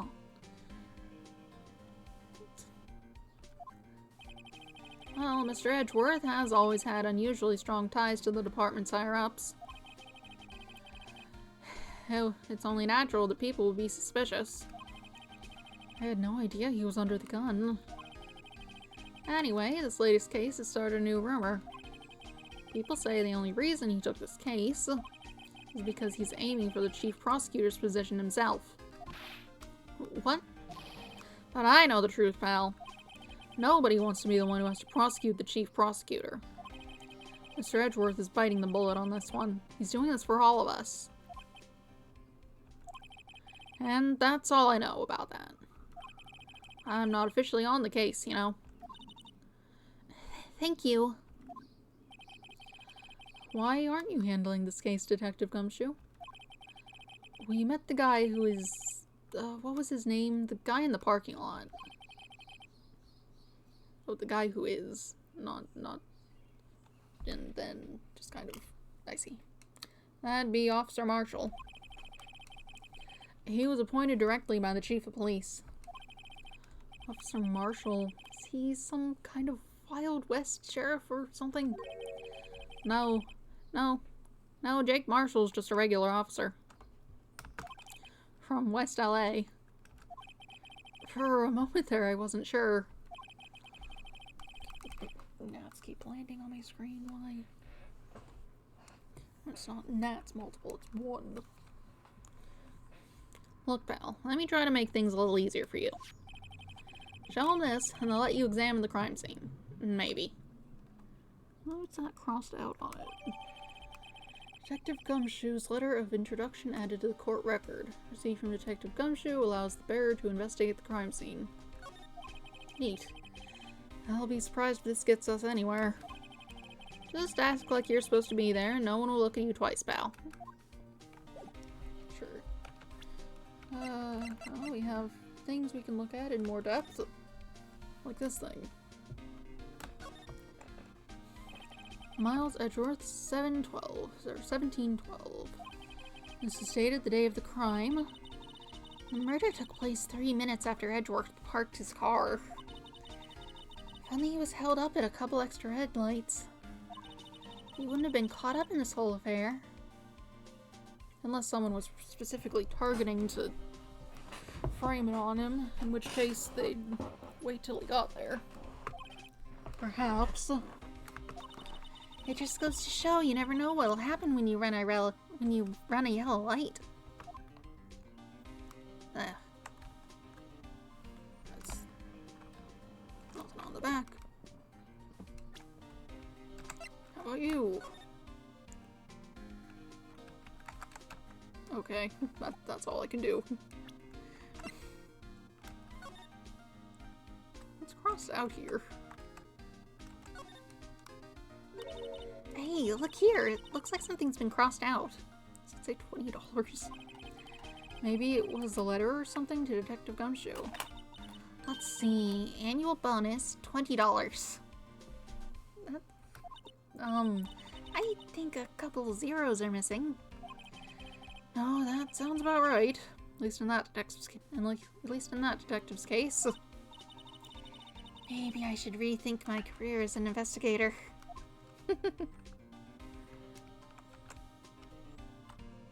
Alright.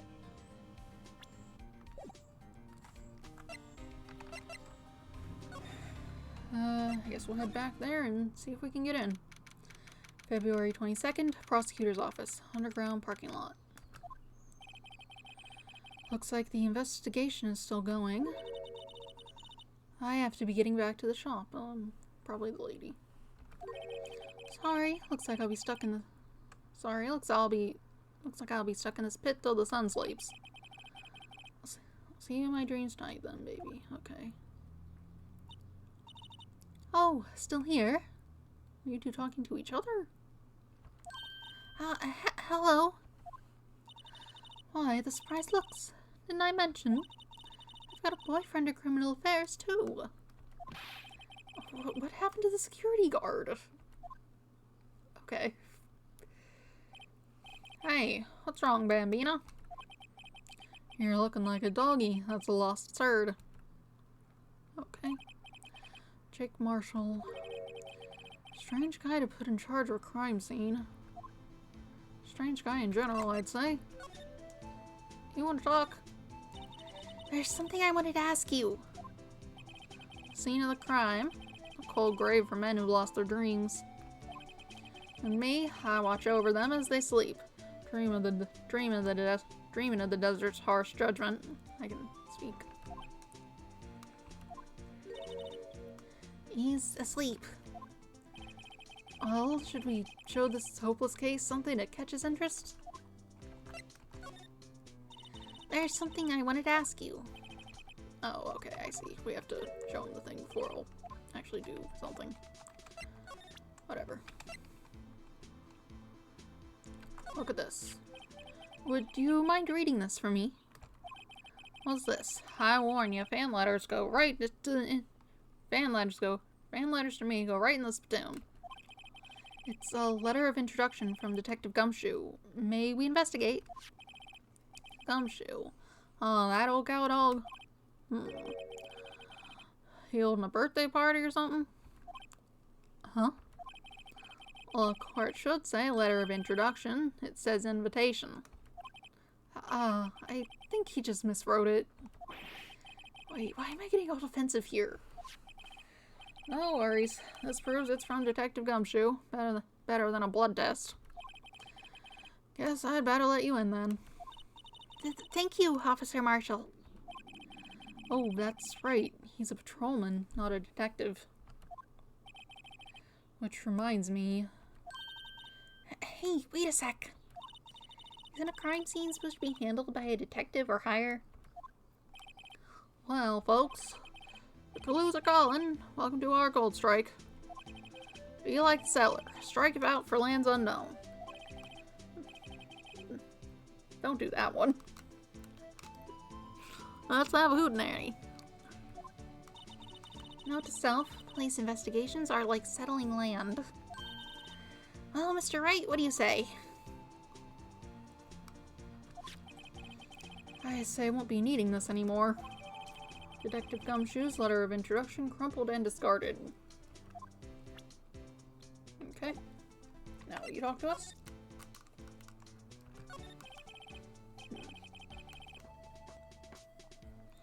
Officer Marshall, could you tell us more about the victim? Good men always die young. Remember that, partner. Could you be a little more specific? Bruce Goodman. He was a detective, right? Well, aren't you a feisty doggy there now? Detective Goodman was stabbed here at 5:15. Smiling Madonna told me the tale. I think he means the witness, Miss Angel Starr. One stab to the chest. Fine piece of work. This here's the autopsy report. Goodman's autopsy report added to the court record. Death due to loss of blood, 1 knife wound, died within an hour and a half of 4 p.m.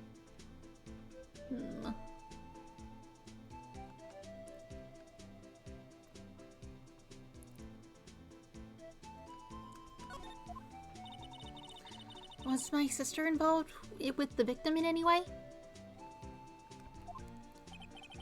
Funny, you should mention that, Bambino. Chief Prospector Sky and Detective Goodman had nothing in common at all. Nothing in common? They apparently worked together on a case a few years back. So, there's no motive. Goodman wasn't a particularly gifted detective. That's one reason why he didn't do much work with the Chief Prospector.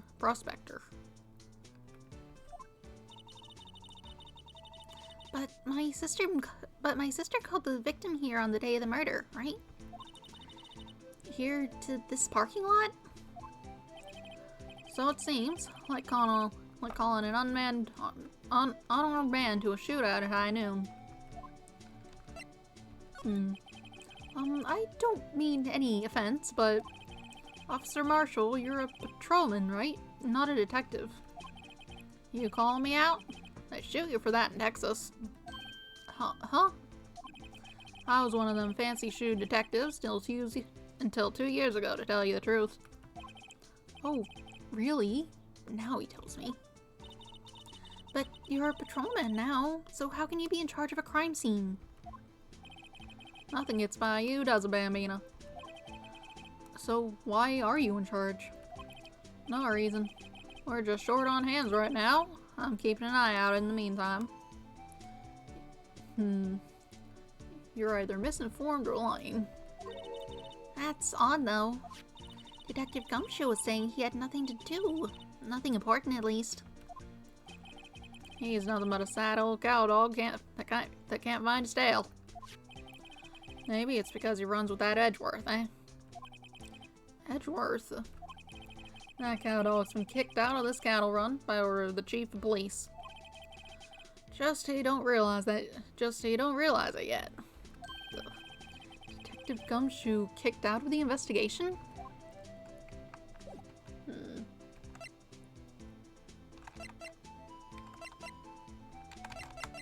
Suppose we'll go look at that area now. Car. This appears to be the car where the body was found. Looks like the lock on the trunk is busted. The crime took place in the underground parking lot at the prosecutor's office. The body was found in the trunk of my subordinate's car. Quite a luxury car. It just screams I have money to burn. Yeah, prosecutors get the big bucks. Car's back here. Body. This rope, is it? Yep, they laid it in the outline of the victim's body. So, wait, the victim must have died when the killer closed the trunk on him. No. You've got to be the only person I know that would come to that conclusion.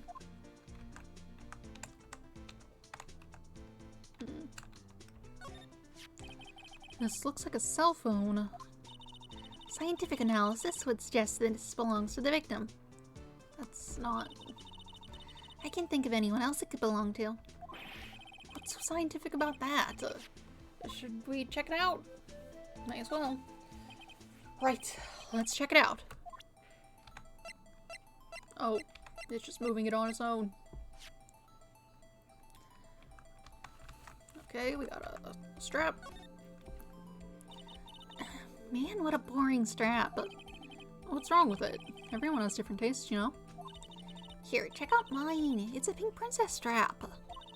These are hard to come by, you know? I see the series is as popular as ever with the kids.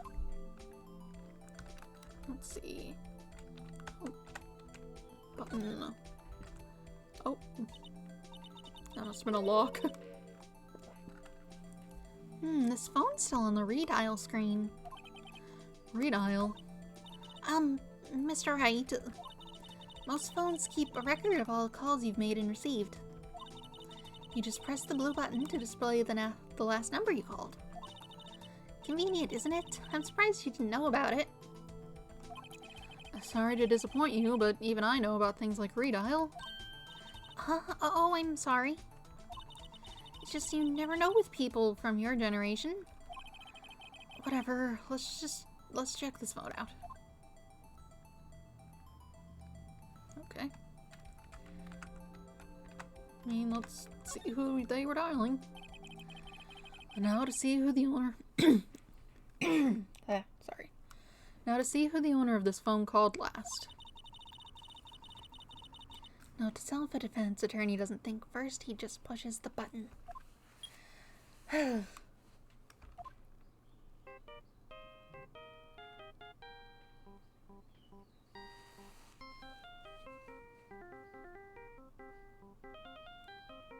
Heard this. Is this the samurai song? Hey, that song, I know that. Hey, what's going on over there? Oh, sorry. I see you, partner.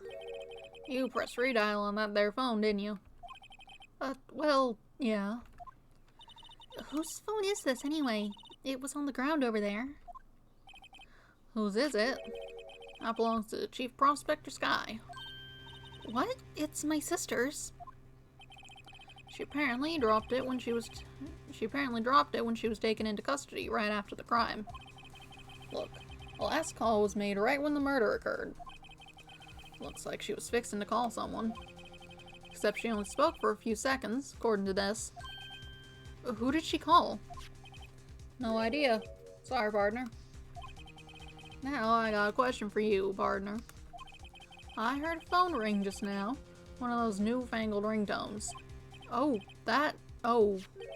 I'm sorry, that was my phone. What? Your phone. Yeah, it's kind of strange, but someone called me right as we picked up the other phone. Wrong number. I hope you're not lying. They shoot you for that in Texas, partner. Oh, I've incited the wrath of the Lone Star Patrolman. Cell phone added to the court record. Are you sure it wasn't calling you? I'm not sure why it would. It's not like you answered it either. Property of Lana Sky. Last call made at 5:18 on the day of the murder. Interesting. Anything else to look at? Oh, trunk lid. What's this? Looks like a note of some sort. 67S 12-2. Look, something's written on it. You're right. Let's see. 67S 12-2. December 2nd? There's a name printed on the paper above that. Goodman.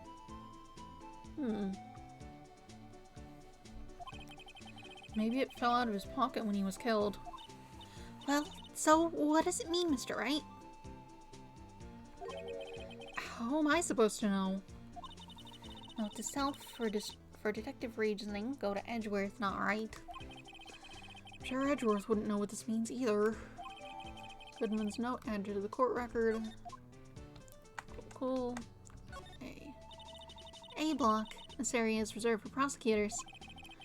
Defense attorneys are regulated to B block. I dream of the day when I'll be able to park my car here. You're not becoming a prosecutor. I'll go over to B block to buy my hamburgers from you, Mr. Wright. What? I'm not planning on giving up my job that soon.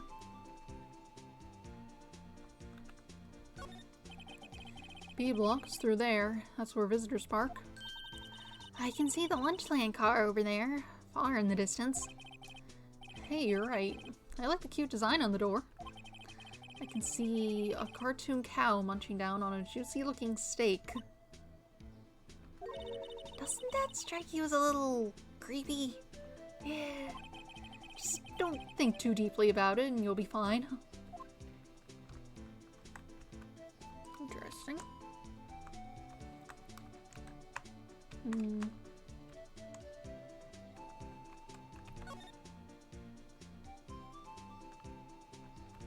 Nothing new to look at over here, I don't think. Oh, we can talk about a new thing. So, there's no connection between Detective Goodman and my sister? That's correct, but there's a gold mine of evidence against her. And the prospector tomorrow is none other than Edgeworth himself. I'm afraid your sister's fate is decided, Mambina. Many condolences. Officer Marshall! Yeah, Bambina? How can you say that? You and my sister, you were... Is there something between this cop and her sister that I don't know about? Everyone's got a million connections. I apologize, Bambina. Something must have gotten to me. Maybe it's that dry wind that's blown through the prospector's office. Dry wind or ill will, someone's up to something here, but who? Suspicions about Mr. Edgeworth have been flying around for nearly 2 years now. Forged evidence and arranging testimonies, you mean? He was unbeatable because he did whatever it took to win. Unbeatable, that is, until he met you. But rumors are just rumors, aren't they? These are prosecutors we're talking about. Evidence is everything to them. And if you follow the rumors about Edgeworth to their source, you find one person. But they're off limits. Untouchable, you might say. One person? Who? I hate to say this, but it's your sister, Bambina. Chief Prospector Lana Sky. What? My sister? Edgeworth couldn't rustle all those cattle by himself. Some people load their guns with bullets. Some people load them with deals. What? You're saying Edgeworth was making deals to win trials? Where there's gunshots, there's bound to be bullets. That's what the old-timers say. There's a big old secret hidden around here somewhere. Everybody knows about it. That's not what he said. Everyone knows it, is what he said. Is that why Detective Gumshoe was taken off the case? Did they target him just because he was closest to Edgeworth? So, well, how are we doing, Mr. Wright? I guess we've got some clues. We have an autopsy report, a note from the victim, and a cell phone. So, you think we'll be okay? Well, the only thing still bothering me is that Lana is confessing to the crime. She says she did it. No problem. I can guarantee that she's not the criminal. Oh, by the way, Emma? Yes? I know that song your phone plays when it rings. What?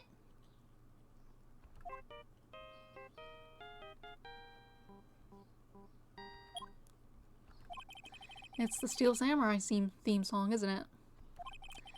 That popular TV show for kids? The phone that rang earlier wasn't mine. It was yours.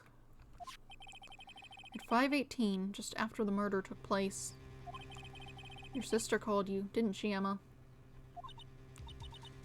I'm sorry. Can you tell me what you talked about? She hung up right away. I see. Cell phone updated in the court record. Property of Lana Sky last made a call to her sister Emma at 5:18 on the day of the murder. A detective was murdered, and the suspect is the top prosecutor in the district. I've got a bad feeling about this. Like, maybe I still don't know everything that went on here. We certainly don't. To be continued.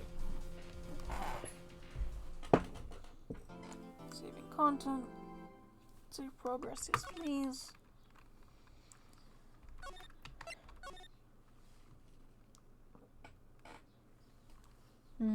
Oops. Okay, for that though, turn this text back on. Yeah, that doesn't look great. Next time I will make better looking text. I'll make like an image or something instead of this put together thing. But I will be right back. I'm going to go use the bathroom. Oh, and I guess feed the dog since he needs fed in like 3 minutes.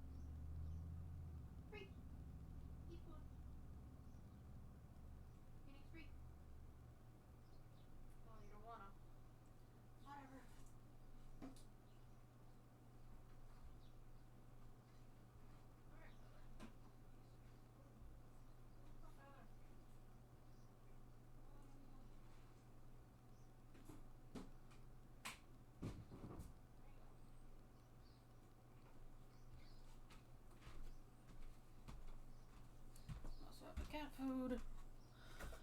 I have returned. Animals have been fed. Yeah, Holly, I got you your food. You can come over here and eat it.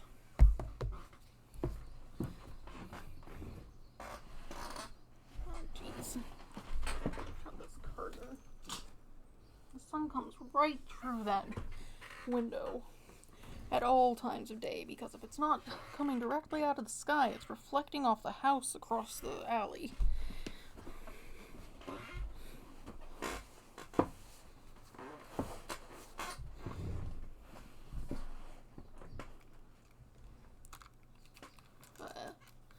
Okay, turn the text back off. Back to the game. I saved. So now we're continuing on, I suppose, into the trial.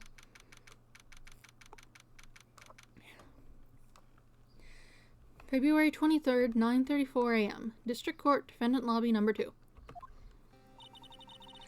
How did the investigation go yesterday, Mr. Wright? Frankly, there are still a lot of gray areas. Or rather, the whole thing is one big gray area. Don't worry about me, no matter what the outcome. I'm ready to accept my fate. I believe in you, sis. Mr. Wright, let me offer you a word of advice. Yes? A defense attorney should never believe their client. The defendant is called to trial because they are suspected of wrongdoing. Never forget that. Miss Sky, you remind me a lot of Mia. But there is one decisive difference between you and her. And that is, you're not a defense attorney. I believe it is almost time for the trial. Good luck, Mr. Wright. My first trial without a Fae helping me. No one's going to bail me out this time. I'll be alone in there, so I have to discover the truth, all by myself. Let's do it, Mr. Wright. I'll be with you the whole way.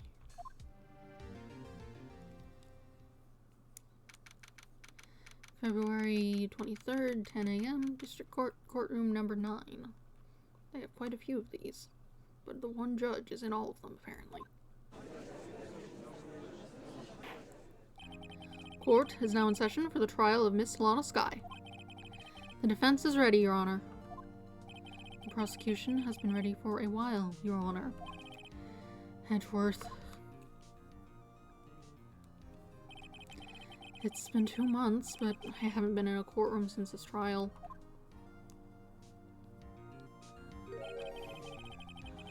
I hope that personal feelings will not be a part of the proceedings today, Mr. Wright. I will choose the path I think is right, regardless of what those around me might say. The judgment to be made here is in our hands, not those of anyone else. Very well. Mr. Edgeworth, your opening statement, please. Chief Prosecutor Lana Sky has committed an unpardonable crime.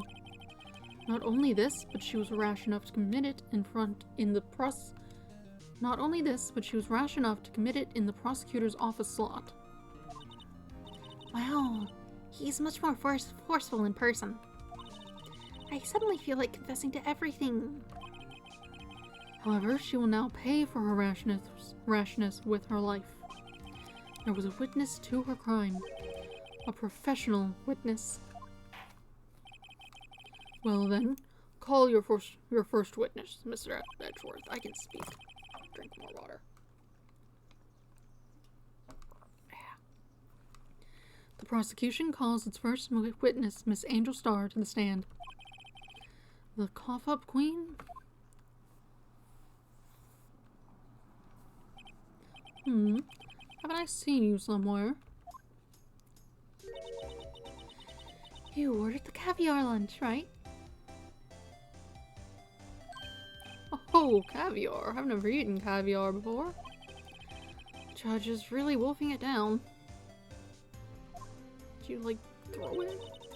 Ah, and for you, I have a Fiesta Bowl. Thanks. Will the witness state her name and profession? And you, sir? Did you order the fingerprint lunchbox? It's just rice with, like, some seeds. Not a whole lot going on in there. It is too early for lunch. Your name and profession, please. Well, Your Honor, how does it taste? So this is why everyone raves about caviar. It's so tasty it hurts. Alright. I always thought caviar would taste like pickled tapioca. What the heck does pickled tapioca taste like? Nothing good, I'd imagine. Name. Profession. Now. Me? The name is Angel Star. Don't go forgetting it. I find myself running Lunchland these days. Is that what you wanted me to say, Mr. Edgeworth? Very well, witness. Please describe the incident to us. The prosecution will wait. I'm not finished eating. Hurry it up. Very well, Mr. Edgeworth. As you know, we usually call on the police to provide a description of the crime. Your Honor, as Mr. Edgeworth has said to the court, I am a professional. What exactly does that mean? Until 2 years ago, Miss Angel Star was a special investigator with the police. She was a first-rate homicide detective. What? Miss Star was a detective? That's the wrong voice.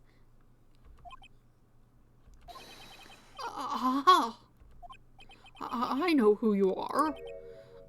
Cough up Queen Angel Star, Your Honor. Long time no see. Very well. You may continue with the description, Miss Star. Just who is this lady? If I might have the court's attention over here. The parking lot at the prosecutor's office is divided into 2 blocks. A block is for the prosecutor's office personnel. B block is for visitors and clients. The chain divider separates the 2 blocks. I suppose that's to keep visitors from taking up prosecutor spaces, yes? The crime took place by a car in the back of A block in the car's trunk. Why am I so off?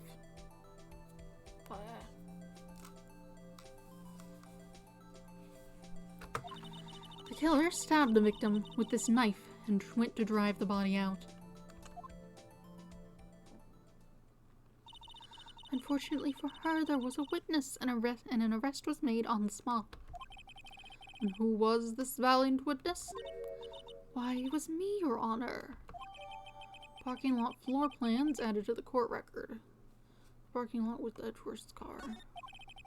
Witness, did you see the very moment of the crime? Of course, Your Honor. Immediately after that, I apprehended the chief prosecutor. Seems rather cut and dry, doesn't it? Well, Mr. Wright, I can't agree on principle, Your Honor. It seems that some poor losers are unwilling to accept the truth, Your Honor. Shall I proceed to crush what little hope they have remaining? If you can, then give them your worst, Miss Star. Wait, are they talking about me? Witness's account. Somehow, I always knew a day like this would come. I was on my way to deliver a lunchbox to my boyfriend when I sensed something. Perhaps it was my finely honed detective's intuition at work. Yikes. Oh, through the wire fence, I saw the chief prosecutor standing next to a garage car. The chief prosecutor was holding a knife in her right hand. Then she thrust the pointy tip of the knife into Detective Goodman's chest. Probably say something about that, because the tip, it doesn't have blood on it. Like, the blood stain is just not what you get from stabbing someone. Bringing a lunchbox to your boyfriend. How touching. As you can see, there's no room for doubt. The key point of your testimony seems to be nothing other than the point of the knife which you saw being stabbed into Detective Goodman. So, how does it feel being so utterly crushed? I'm still thinking about that. It's merely a flesh wound, Mr. Wright. Very well, Mr. Wright, you may cross-examine the witness.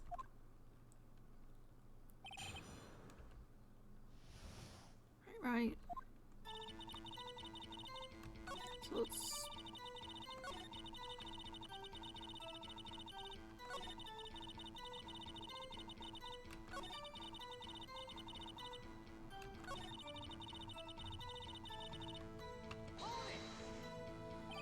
Tell the court why you didn't try to stop this crime. That's not... You did see her raise the knife to strike, no? The defense has a point. Unfortunately, by the time I realized what was going on, it was already too late. Too late? Yes, the next moment, the chief prosecutor brought down the murder weapon. I see. It's only a flesh wound, Mr. Wright. We can make it. You said that before. Anything else? Scientifically speaking, Miss Starr's testimony is flawless.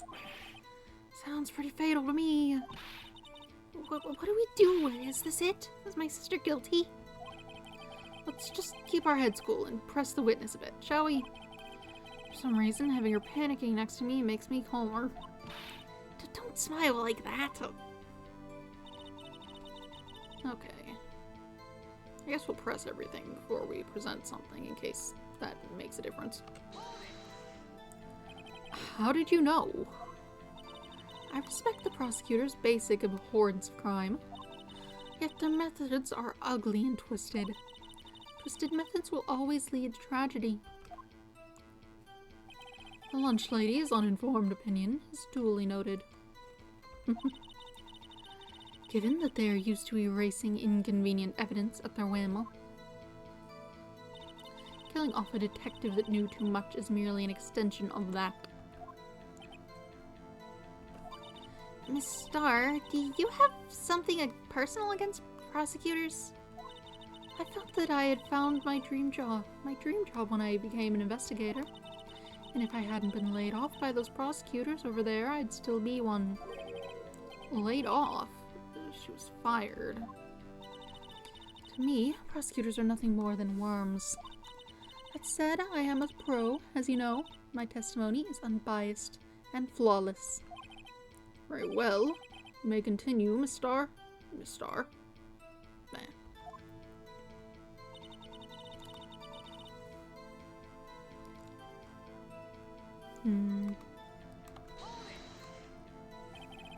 This boyfriend, he's the detective?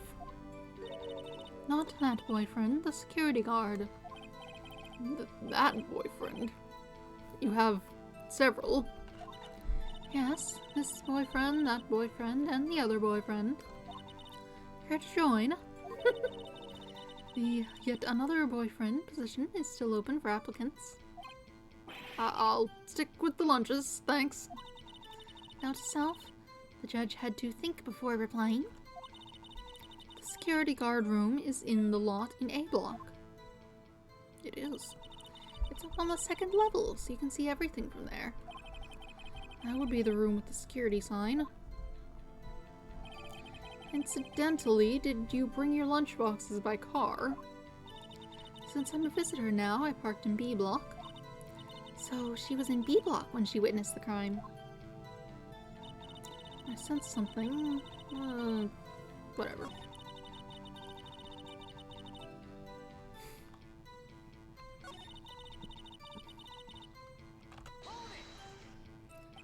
Tell me more about this knife that the suspect was carrying.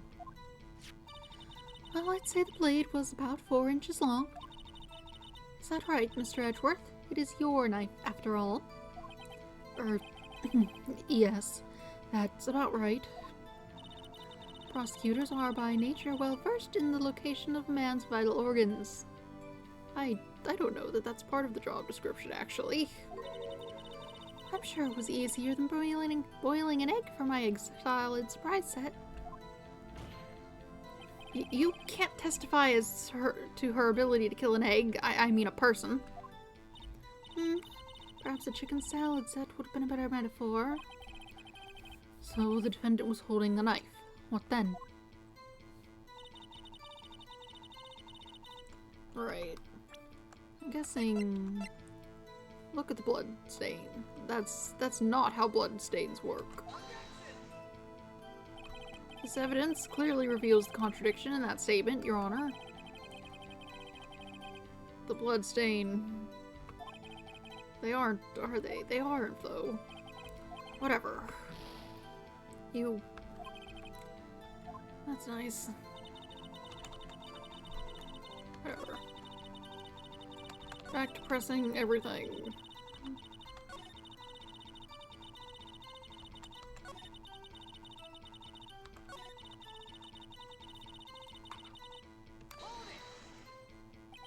You sensed something, so you're saying you had a premonition of the murder?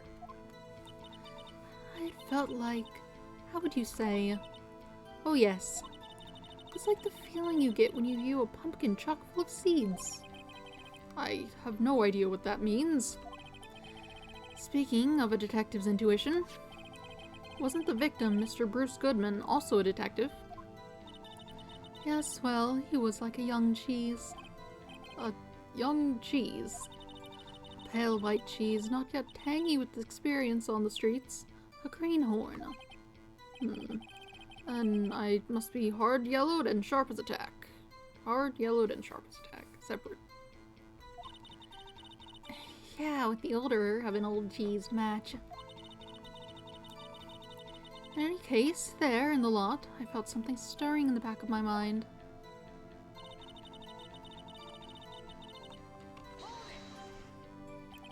By garish car, you mean... Mr. Edgeworth's car, yes. Mr. Edgeworth's. Incidentally, the knife with which the victim was stabbed was also Mr. Edgeworth's. Wasn't it? Indeed it was. What an odd case this is. And the person you saw, you are sure it was the defendant? I saw her from no further than 30 feet away. I am certain it was her. If she's telling the truth, we're doomed.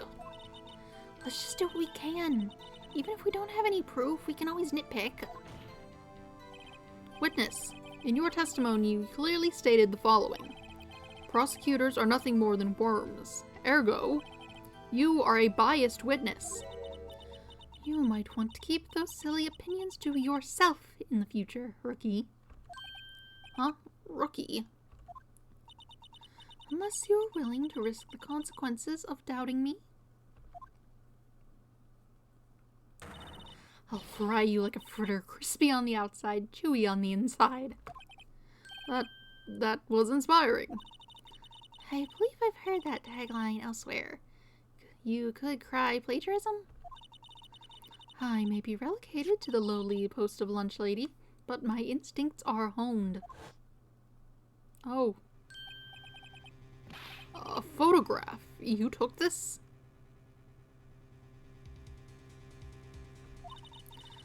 The moment I witnessed the crime, my reflexes took over and snap, I took a picture. In fact, one of my lunchboxes is rigged with a camera. I suppose that's more exciting than just hanging it around your neck. Witness, why am I only seeing this photograph just now? You'd think I'd show it to you, a prosecutor. Think again. My boyfriend works in the photography division of criminal affairs. Another one? Well, this is most certainly the defendant.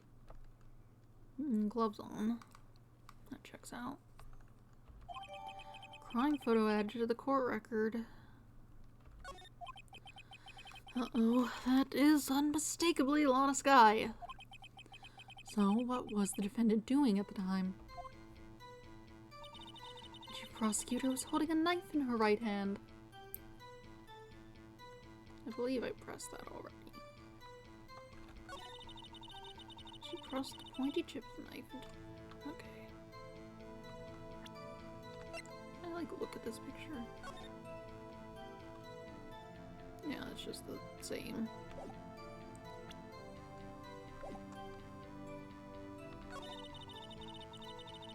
Interesting.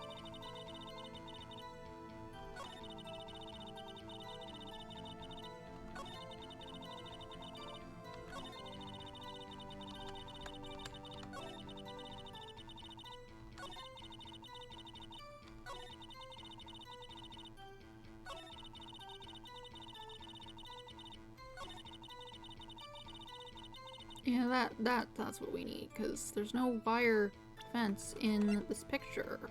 Or, no, there is. Never mind. It's just incredibly not in focus. Unless it... No. Never mind. That is there. Never mind. It's just transparent. Or maybe the light is coming through and it's casting shadows. Something odd, but it does seem to be actually something.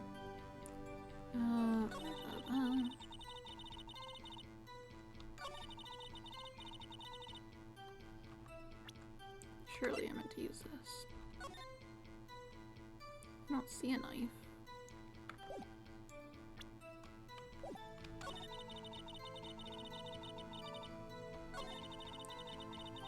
Got a picture, but there's no knife.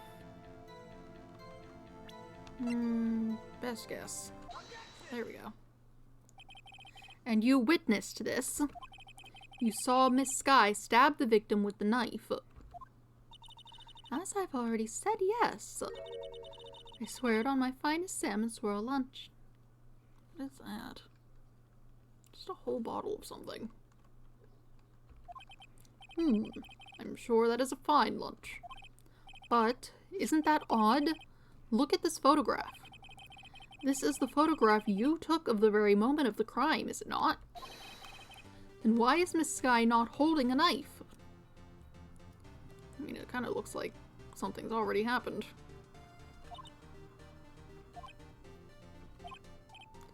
Mr. Edgeworth, your thoughts? Objection. That had to be the weakest objection ever, Edgeworth. Yet it was still stronger than your ever feeble mind, Mr. Wright. What do you mean, Mr. Edgeworth? This photograph was not taken the moment before the stabbing. This was taken the moment after the stabbing. And how can you tell that?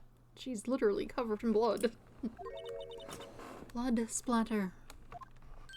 Huh? See the dark crimson stains on the chief prosecutor's coat?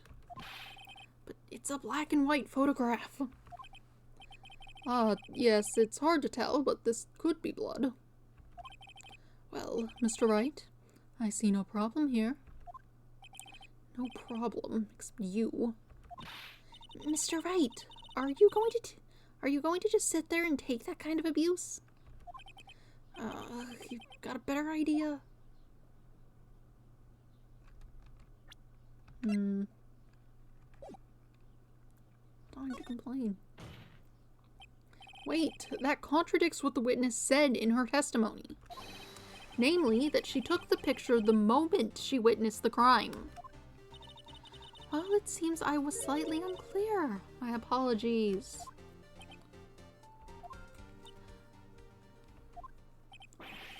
That's it. If you run out of lunch, you order seconds. Problem solved. And if you don't like it, try ordering the jumbo-sized lunch from the get-go. Good advice. I'm not sure I understood it, but good advice. I didn't have time to stop her. Prospector Sky was cold, calculating like a robot. She killed without pain or remorse. It was a premeditated murder. Premeditated? How do you know? Look at the chief prosecutor's hands in the photograph. Well, are those gloves? Surgical gloves made of thin rubber, most likely. Why would she have those on? If it was not premeditated, she would not be wearing those gloves. This zoom in is not good for your face.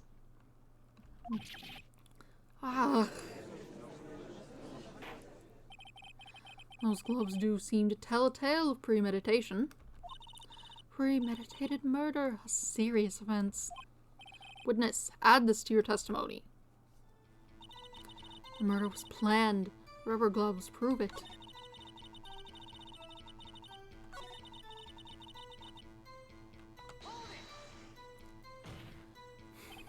What if she was just in the habit of wearing gloves, like driving gloves?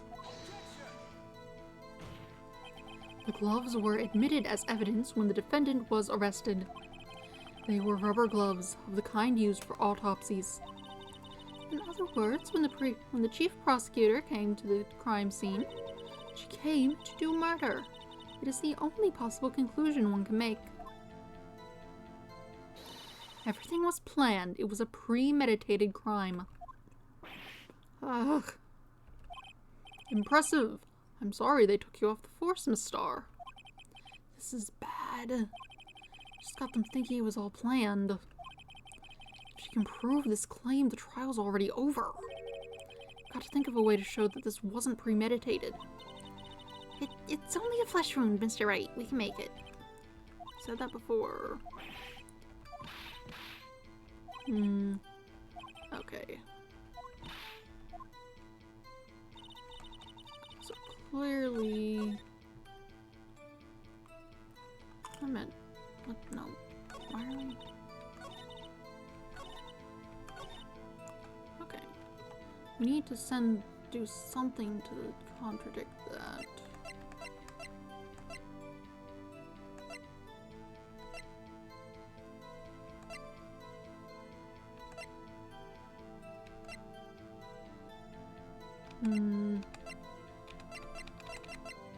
No fingerprints.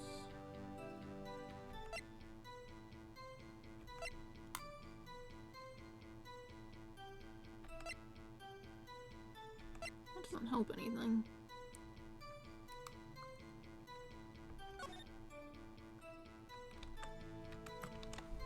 I don't think this helps anything.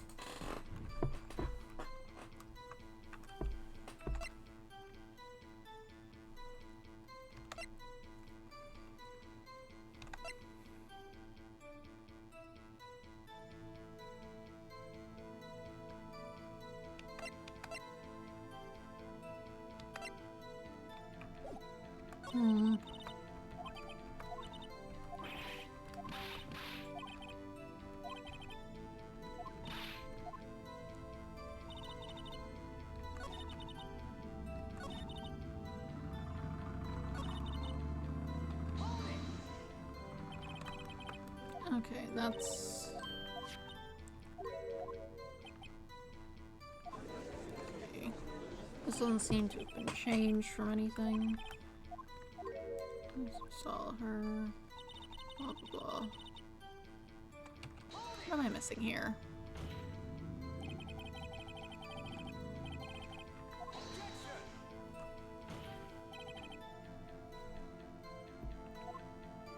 Kind of gloves used for autopsies.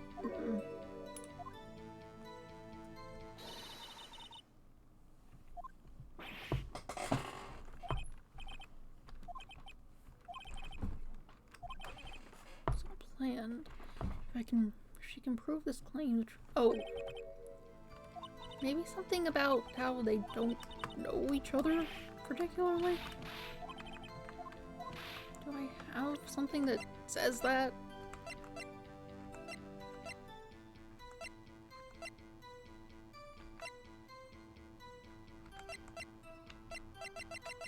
I don't know that I do.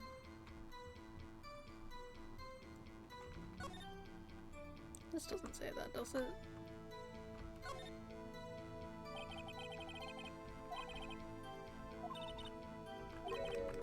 That's not... That's nice. That doesn't help.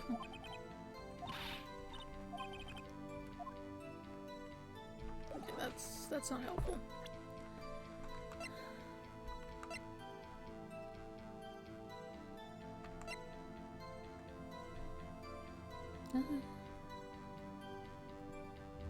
What am I missing here?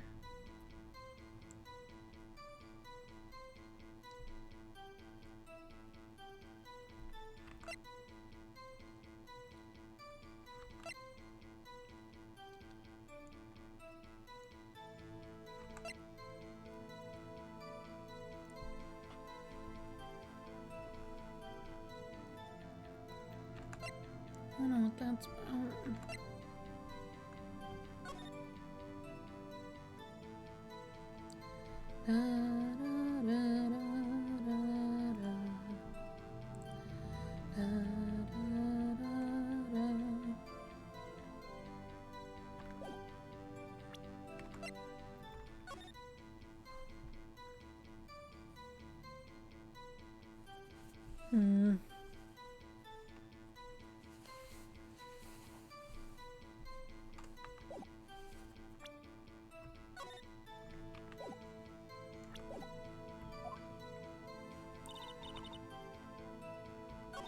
I'm a bit lost on what I meant to be doing.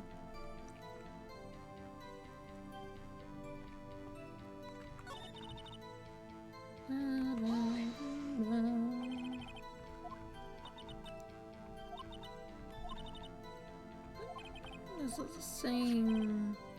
Wasn't the victim Mr. Bruce Goodman also a detective? Blah, blah, blah, blah, blah.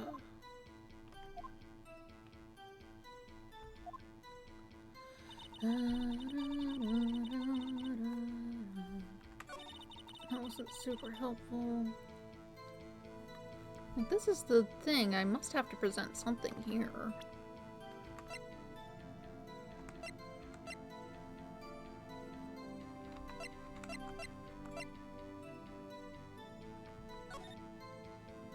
This isn't helpful.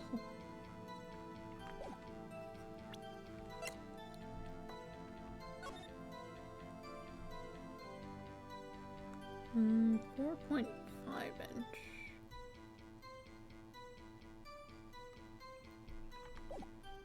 That's probably fine.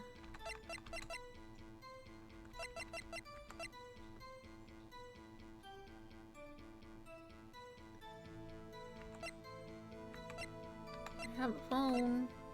I don't think this has anything to do with anything.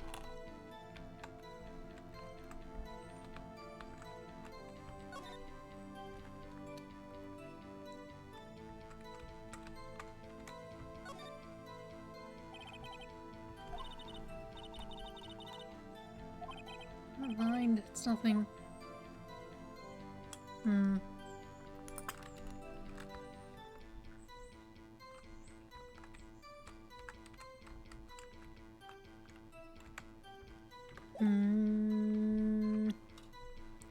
This is...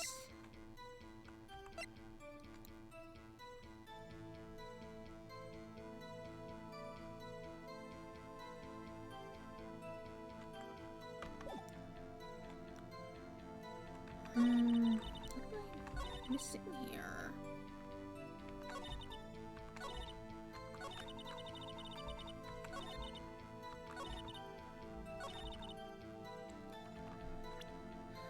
Nothing really argues against that, does it?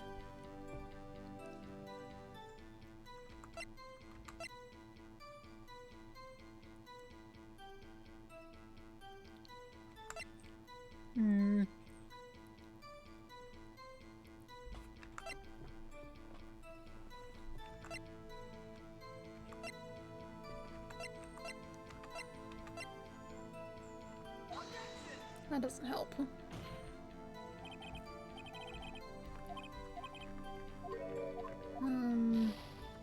Yeah, I noticed.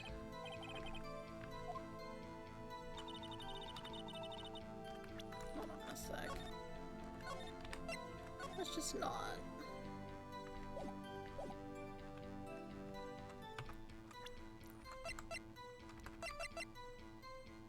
You wanna see this?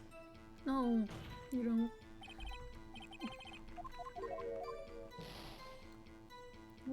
What about?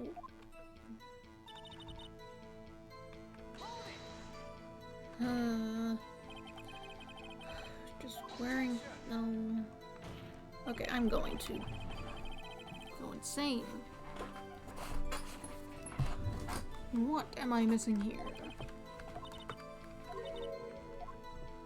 Maybe I present the ID? If I just say that the ID doesn't say anything about how they know each other. Well, how they kind of don't really.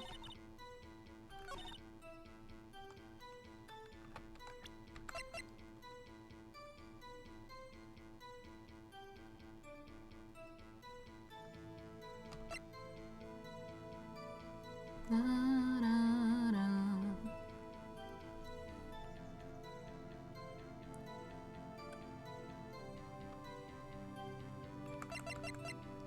Nothing says anything about that. I don't see any use for this. Like, I'm sure it'll come up later, but it doesn't seem relevant at the moment.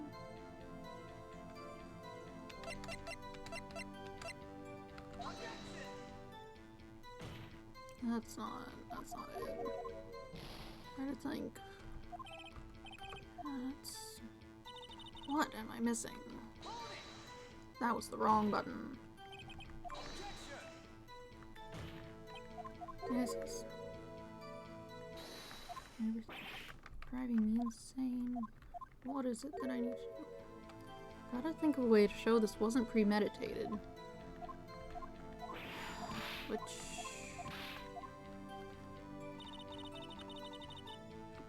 They said that they didn't particularly know each other prior to this. There's no reason for them to do that, no motive. But I don't have an evidence that indicates that.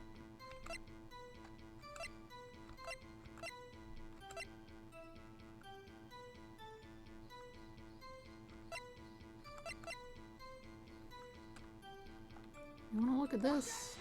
No.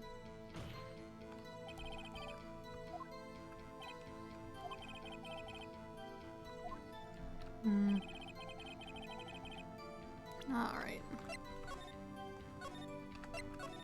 What am I missing here? What am I missing here? Knife.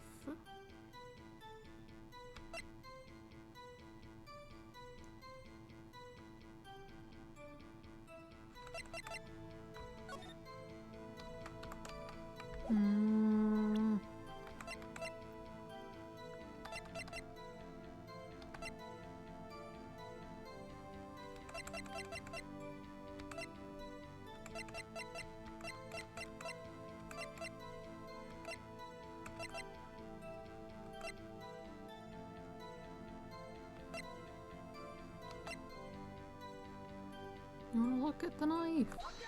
Yes. Why? Witness, do you know what this is? Is it just because you're saying it's because it was taken from the location of the crime rather than brought along? I'm not sure that's quite a coherent argument. Are you trying to test me? I sell lunchboxes for a living, you know. That's a knife. The knife.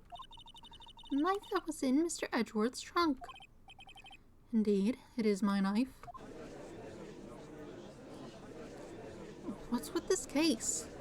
The bloody murder weapon, a red car, all belonging to the prosecutor there. The defendant is the chief prosecutor in the district, right? Prosecutors bad people. Alright. The defense has a request. We ask that the witness provide an accurate testimony. What's that, Rookie?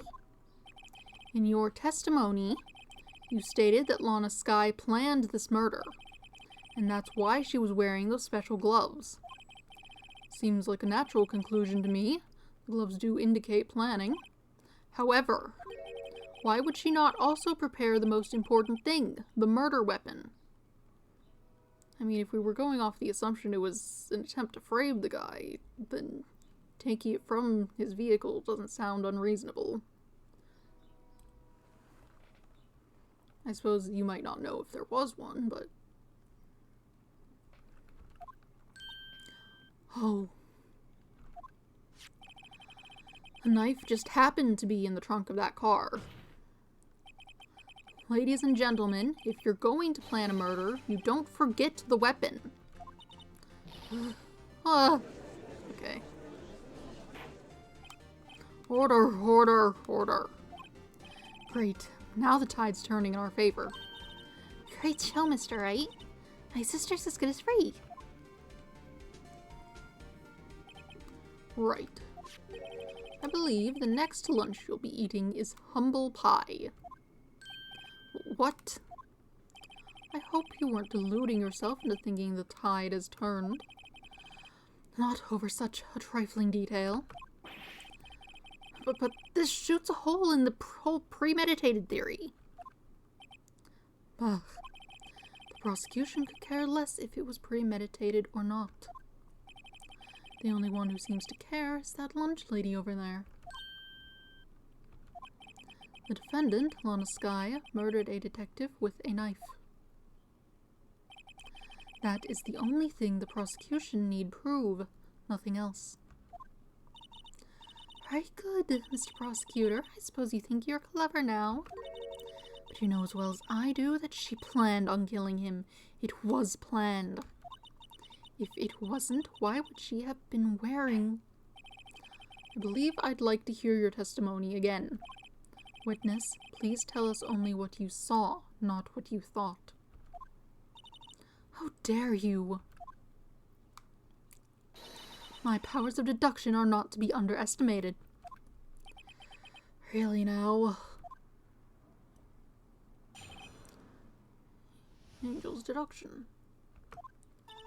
Lana Skye intended to murder Detective Goodman. That's why she called the victim all the way to the prosecutor's office. I'm sure that the chief prosecutor had a grudge against the victim. Nothing else could drive that human machine to plunge the knife in again and again. Well, we already have a contradiction now that you're all bothered. There's only one knife wound. The victim was summoned from the police department to the prosecutor's office. It does sound a lot like premeditation, doesn't it? So if I ordered a pizza, does that mean I'm planning to kill the delivery boy? In any case, the defense may now cross-examine the witness. I suppose we'll press on things, just because, but it's pretty clear what needs to be done. Lana Skye intended to murder Detective Goodman. Immediately not doing as you were asked. You've said that, but you haven't told us how you know. That's what I'm about to tell you, rookie. I believe what she just said was a mere prelude to the story she's about to tell. Try not to interrupt her again. Rookie. Never interrupt a storyteller. It's like pulling a bun out of the oven half-baked. Something's half-baked here, all right, and it's you. Try not to confuse the defense, witness. They're not very quick on their feet. Now, why did you believe the suspect had intentions to murder the victim? Her actions speak for themselves.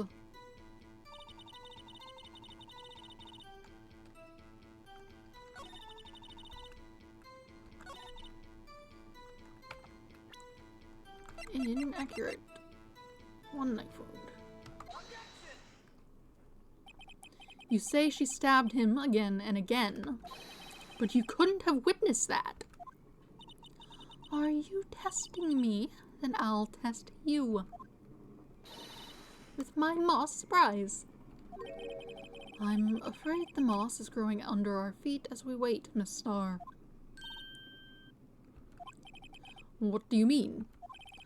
I shouldn't have to explain this, but take a look.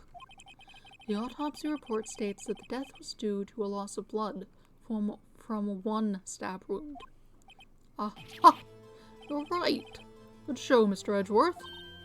What a hunk. He's my hero, really. What about my objection? No one noticed? Well, witness? You've got the crime scene set, right? This is annoying. Oh, thanks. I always believed that no one could ever mistake ketchup for blood, but now I realize that such mistakes are possible. So, you're saying you mistook something for blood? When she lifted her knife, I thought I saw blood at her breast. Splattered blood from her victim. That's why I thought she must have stabbed him at least twice. Then tell us what you thought, what you saw that you thought was blood. Testify. Her red muffler looked like blood to me. That's how ghastly the whole scene was. Her red muffler. Yes, like a scarf. The chief prosecutor always wears one around her neck, so she can be easily hanged at a moment's notice, I suppose. She's right. Miss Skye was wearing a red scarf, wasn't she?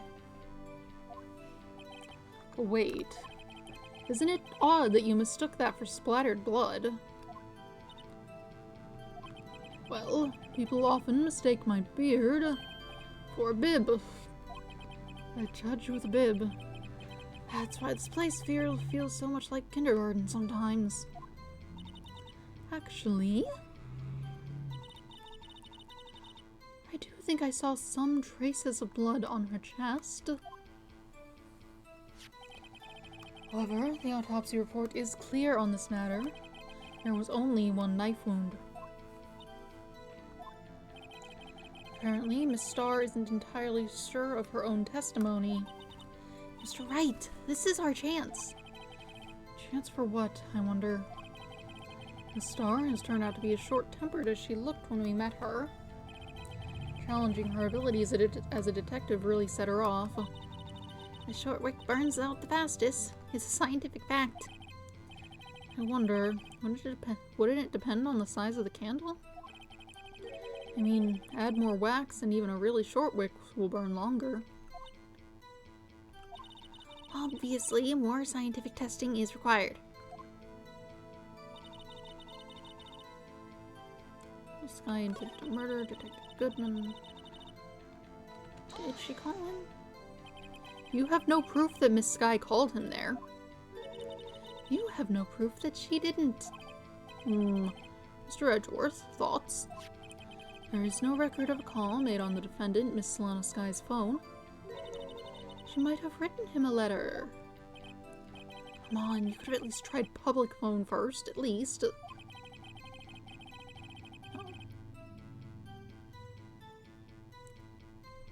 In any case, the victim came to the prosecutor's office where he was murdered.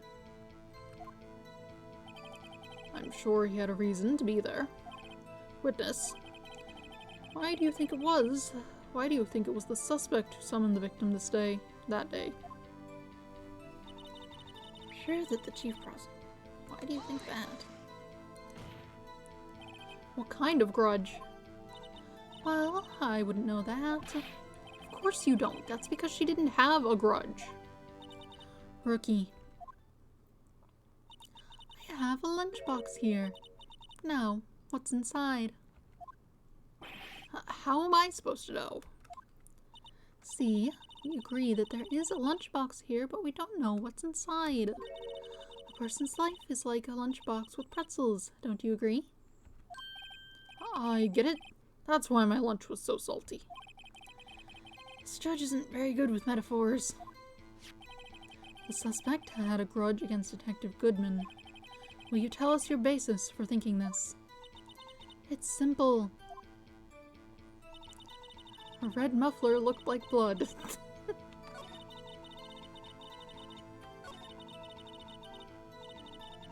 It has nothing to do with anything. Probably more related to what the thing was before. Let's see, what can we say about that?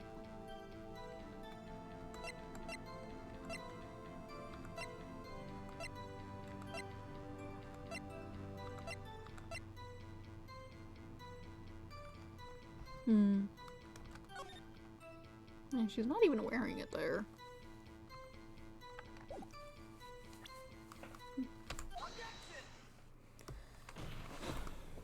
Miss Starr, I demand an explanation.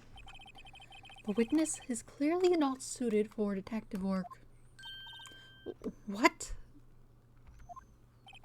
The suspect was not wearing a scarf or muffler of any kind when she stabbed the victim. And you've proved it yourself with this photograph. Why are you doing this? Huh? But that can't be. Only a professional lunch lady could be so utterly clueless. Congratulations. Perhaps you found your true calling in life. Harsh words, but good. In the end, Mr. Edgeworth prevails. What was my objection? Chopped liver? But it was there. Scarf. No, not that, but something red. Really. Well, now, where were we? The witness has given us an entertaining interlude, but back to business. What? Very well, witness, continue your testimony. You saw the crime and apprehended the suspect. Tell us about that. Very well. I do remember some things accurately, at least. Ultimately, we couldn't shake the most important part of her testimony. The most important part? He didn't say that. The part where your sister stabs the victim. This next testimony might just be the moment of truth. Apprehending the suspect. After the murder, the suspect attempted to run behind a partition off to her side. I quickly caught her, explained her rights to her, and arrested her on the spot. Ah yes, when I arrested her, she mentioned the muffler. That's what had me confused in my earlier testimony.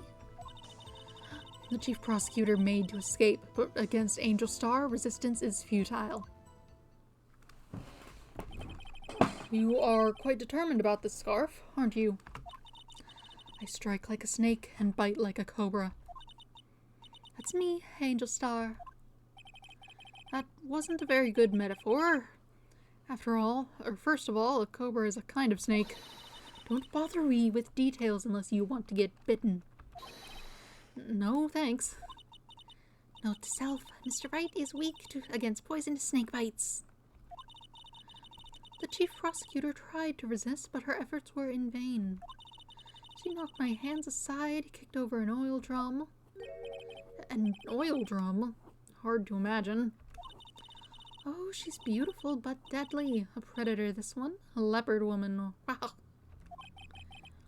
Very well, Mr. Wright, your cross-examination, if you will. Right. Ending.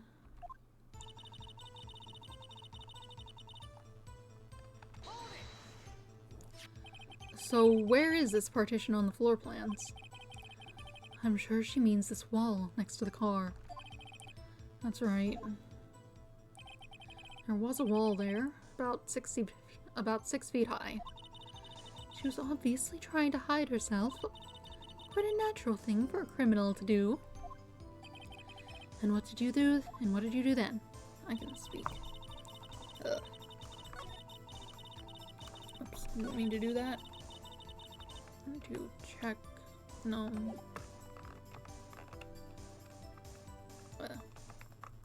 Hopefully this trial bit doesn't run on too long. I'm like just not speaking well.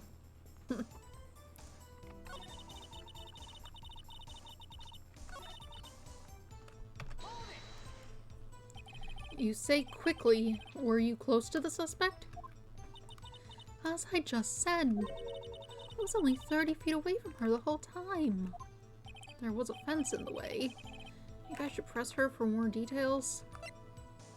I didn't see a gate in that fence. I'd like to see this on the floor plans, just to be safe.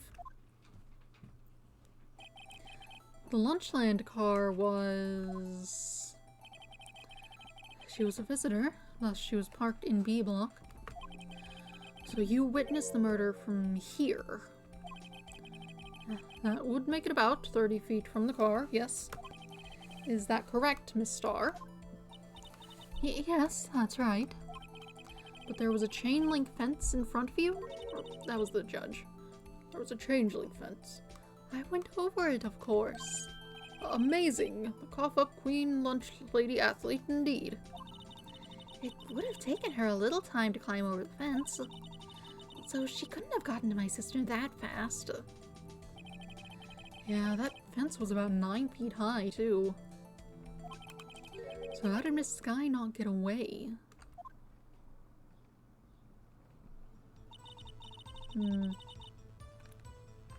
No further on that.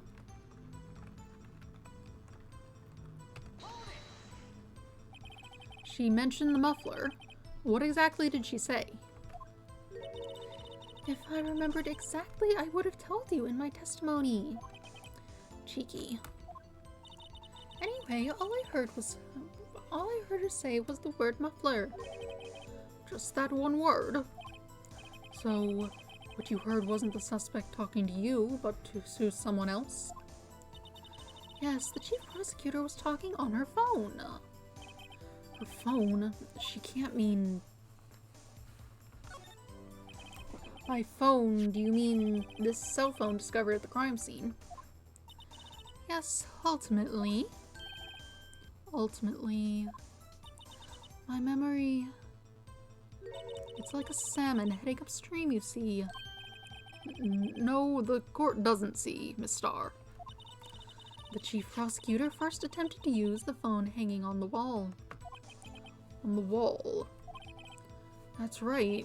Near the car, there was an emergency phone on the wall. Apparently, it was out of order. And so she used her cell phone. Indeed, the emergency phone was out of order that day. Good witnessing, witness. Good witnessing? Whatever happened to good testifying? You should, of course, add this to your testimony. The things I do to please this rookie defense attorney. On a cell phone updated in the court record, the word muffler was overheard during a call made to Emma at 5:18. Ugh. I saw it all, how she tried to use the phone on the wall, but had to use her cell instead. Do you think you could restate your testimony for the court? I was going to ask the same thing. I'll only say this one time, so listen close, rookies.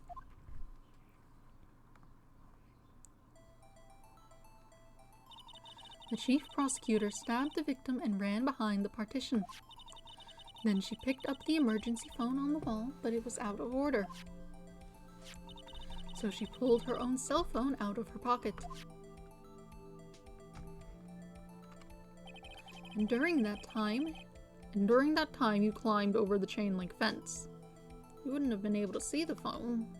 Her doing that on the phone. At least not the wall one. Then, when I boldly grabbed her arm, the chief prosecutor hung up her phone. And you saw her doing this? What is it, Mr. Wright? The chief prosecutor made to escape.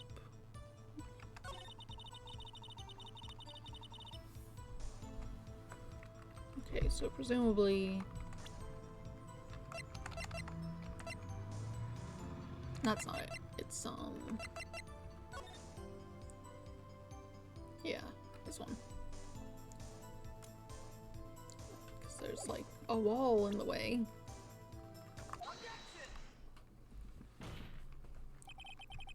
Miss Starr, I have to conclude that you have a personal grudge against Miss Lana Sky.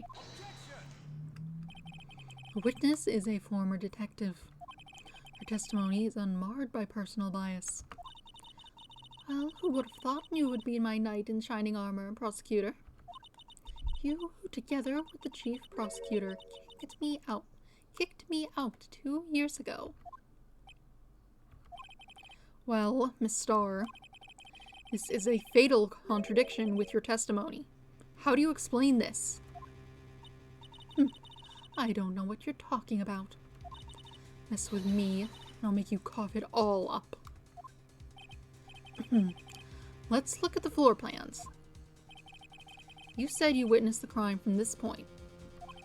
However, if that's true, then you couldn't possibly have seen Miss Sky making that phone call.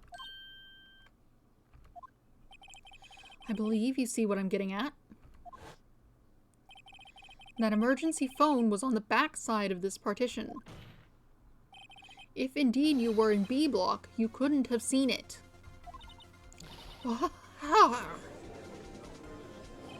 Order, order.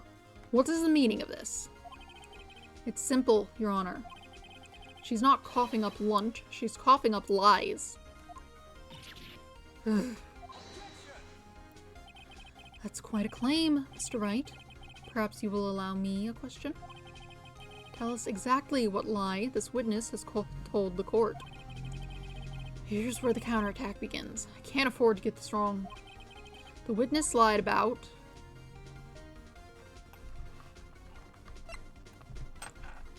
Where she saw it? Miss Sky tried to use the emergency phone, but it was out of order. What is significant about this fact? Nothing. Therefore, it would be pointless for Miss Starr to lie about it. Pointless to lie. I see. But, say the witness did actually see Miss Sky using the emergency phone. It would mean Miss Starr witnessed the crime from a different location. A different location? Now that's a pointless lie if I ever heard one. Before you call my lie pointless, at least let me tell it. Let me ask a question to our clever wordsmith, Mr. Wright. Just where was the witness when she saw the crime? All the testimony we've heard until now points in one direction. The place from where Miss Starr witnessed the crime was here.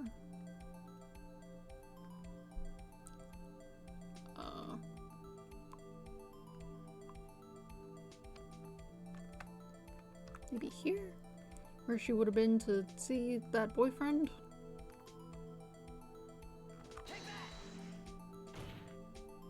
This is the only place where she could have been. The security guard room. Indeed, the security guard room is in the underground parking lot. Indeed, the security guard room in the underground parking lot is well positioned. It's built on the second floor, so you can see the entire lot. She would have been able to see the emergency phone from there. Why there? There are many other places she could have seen the phone. Not in this case, Your Honor. The witness, not being part of the prosecutor's office, couldn't park in A block. The only place she could have seen the crime and the back of the partition is here. I remember in your testimony you said you brought a lunch to your boyfriend in the security guard room, yes? Well, Miss Starr? How many years have I been getting the better of men? To think that the tables could be turned. Today a man has gotten the better of Angel Starr. Order, order. Witness, what have you done? You used to be a detective, you should know better. I'm not turning back. Guilty will be punished. And I'll do what I must to make sure justice prevails. The guilty? Is she talking about Miss Sky? Mr. Wright, doesn't this strike you as odd? Why did Miss Starr lie? It doesn't make sense. Huh? She could have just said she saw the crime from the security guard station. It wouldn't change anything. I'm not sure how she got that photo. Exactly. This photograph tells all. It was the defendant who stabbed the victim. Yeah, you couldn't have gotten that photo from the security guard place, though. The truth still stands. It still stands? I disagree, Mr. Edgeworth. What? If a witness is found to be lying, they're guilty of perjury. She knows this. She wouldn't risk that without a good reason. So, tell us what her reason was, Mr. Wright. Me? Who else? Mr. Wright, let's review what we know. Miss Starr witnessed the crime from the security guard station. But she lied and said she saw it from B block. It must make a vital difference, but what? What would change? The angle. Why, the angle at which she saw the crime occur would change. The angle? What do you mean?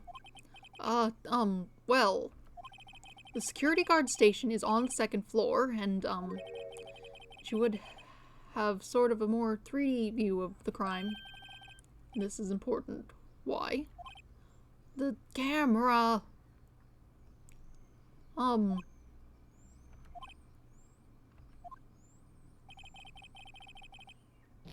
The picture. Where did it come from? Mr. Wright, let's review what we know. I know this. No, I got that. What are you talking about? What would change?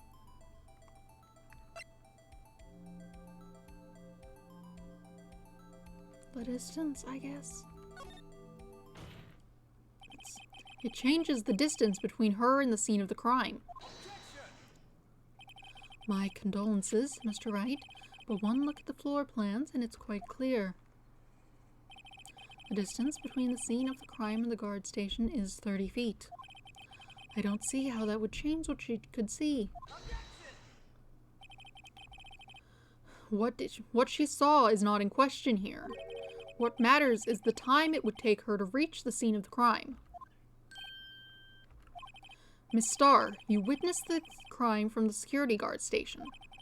Now, how long did it take you to go from there to the scene of the crime where you arrested Miss Skye? Well, witness. You? Yes. You ordered the squid wheels, right? The quality of my lunches has gone from low to inedible. I was bringing a PB&J lunch with fresh boysenberry jam to my boyfriend. Boysenberry for the boyfriend. He wasn't in the station, so I waited. I witnessed the crime from the glass-walled station. And before I knew what I was doing, I found myself running toward the scene. But the door was locked. I couldn't open it.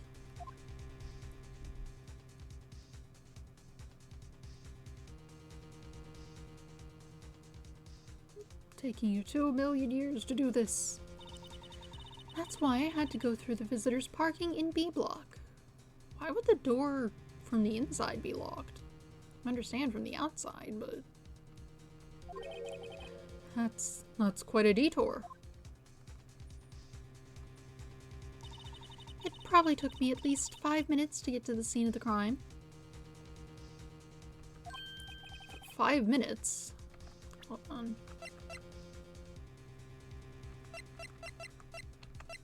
Hmm. 18.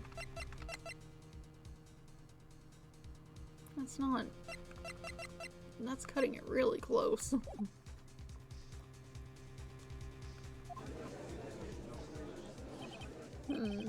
This changes things considerably. But it was that woman over there in the defendant's chair who stabbed him. I know it. I have photographic evidence. I swear it. I swear on my finest plastic spork. You have a point, and the spork is a wonderful invention. Would you like another caviar lunch? Absolutely. Uh-oh. Mr. Wright, you have to do something. Do I have any evidence to stop this?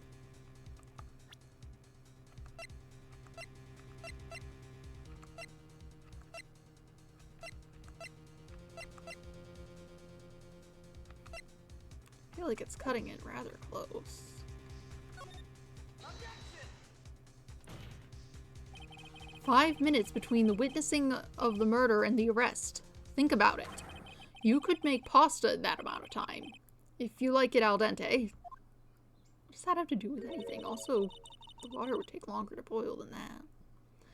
I've got lunchboxes that tie pasta into knots, rookie. A 5-minute blank. Isn't that strange? Strange.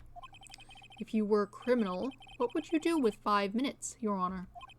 Well, I guess I'd flee the scene. Hey! Don't get the wrong idea. I didn't kill anyone. But you have the instincts of a killer. You would run. But this time was different. Miss Skye dawdled at the scene of the crime. She even had her picture taken. No true criminal would act this way. It's inconceivable.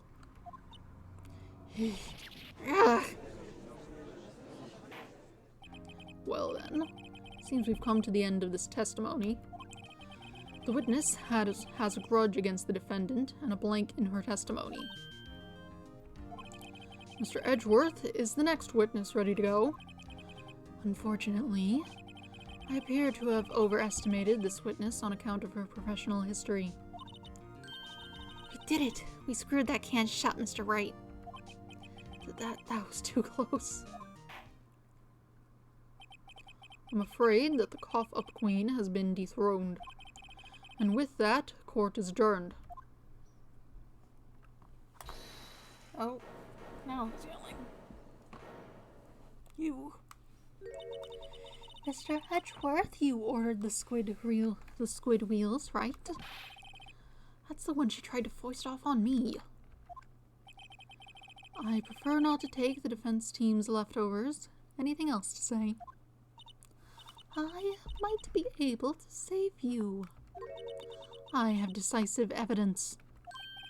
What was that? Is this another one of her tricks? Is this another one of her trick lunchboxes? My apologies, but we have no further questions to ask of you, Miss Starr. Ah. Is this your jumbo lunchbox? Woohoo! Triple-decker. Out of deference to the witness's determination, I'll allow one more testimony. Let's hear about this decisive evidence. If she had it, she would have brought it up earlier. Like the Lunchland motto says, you won't be disappointed. What's she going to pull out of her lunchbox this time?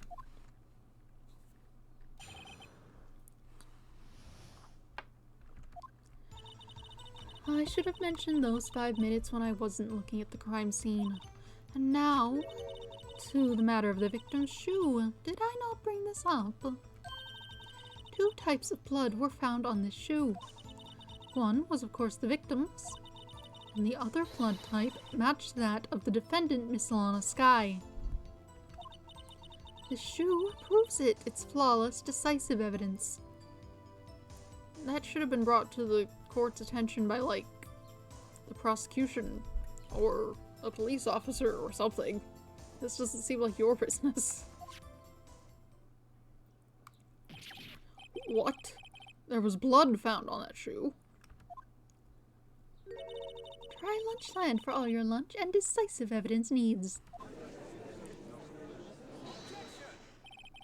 Witness, what's the meaning of this? Why is this the first time I've heard of this evidence? Simple, as I've already said. I don't trust you with evidence, Mr. Edgeworth. That's why I took the liberty of investigating this myself. And you had blood tests performed. Didn't I mention? I have 3 boyfriends in forensics. In any case, Your Honor, I can't accept this as evidence. What? You must know the 2 rules of evidence law. Rule number 1, no evidence shall be shown without the approval of the police department. In other words, this shoe is illegal evidence, at least for the time being. Is that right, Mr. Wright? It seems so. Edgeworth sure is celebrating. Phoenix has absolutely wrought things without showing the police before. Not so fast, Mr. Edgeworth. Don't forget, I used to be a detective. I don't think that counts. As I mentioned previously, this shoe has already been tested by a member of the forensics department. As you can see, it was approved by the police department as of today. Even the general public can produce official evidence, Mr. Edgeworth. Is that right, Mr. Wright?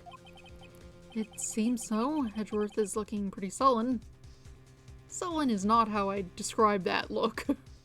You could at least study some evidence law, really.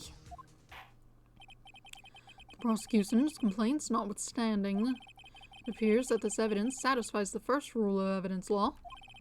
However, it seems you have yet another count against you, witness. Anything to ensure the guilty are properly judged. White enamel shoe bears traces of blood from Goodman and Lana Skye.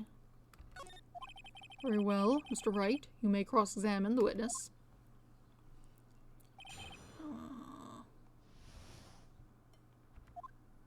Did you just, like, take it off of him while you were there? Why did you lie about those 5 minutes? I guess you could say I just wanted people to look at the results. The results? How many times do I have to say this? I saw the chief prosecutor stab the victim before my very own eyes. Compared to that, 5-minute blank means nothing. And why didn't you just tell the truth? Don't make me laugh. We're dealing with the most untrustworthy of the vile lot known as prosecutors. Falsified evidence, arranged testimonies, erasing and manipulating evidence. When you fight monsters, you need to use every trick in the book. You're kind of working with the prosecutor here, though. Like, you are still testifying against the suspect. The defense. This is when the suspect is admitting she did it. But false testimony is the most despicable crime of all, Miss Starr. Let's just get this over with. Now to the matter of the victim's shoe. You didn't. So you brought it to the forensics department. If you're going to submit something as evidence in court, you need it approved. To do that, evidence must be analyzed by a forensics expert. And she got away with her little coup because she used to be a detective. Shoe does appear to have bloodstains on it. Well, the man was stabbed after all. And that blood belonged to the victim, Detective Goodman. As I said, there were 2 types of blood found on the shoe. The other blood type matched that of the defendant, Miss Lana Skye. You can't say for sure that the blood belonged to the defendant with a blood test. Perhaps not at the time. You claim to know something about blood tests, rookie? Well, speak up. Well, blood comes in 4 types, A, B, O, and AB. However, you can't tell from a blood test whether a murder was committed in cold blood.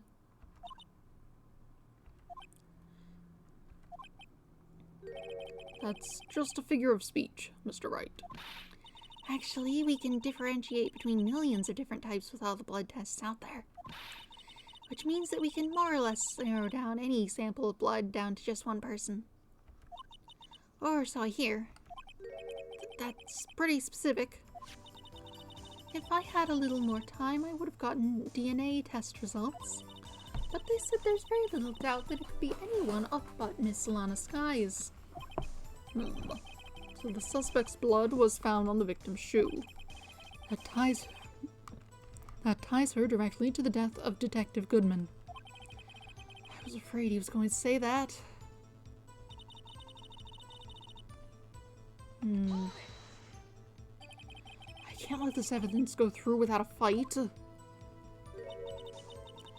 You ordered the peppered fish cuts, right? Some like it hot, Mr. Wright. Some like your client. She's in enough hot water to make a whole vat of soup.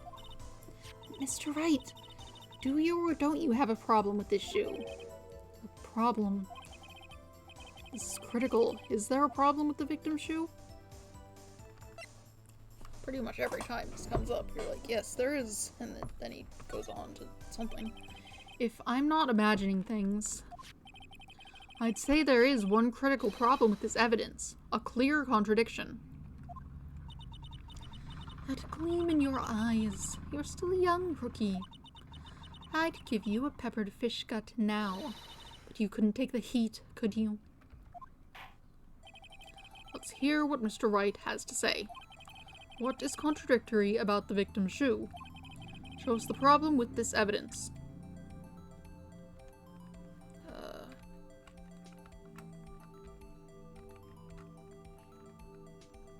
Appear to have stepped in it.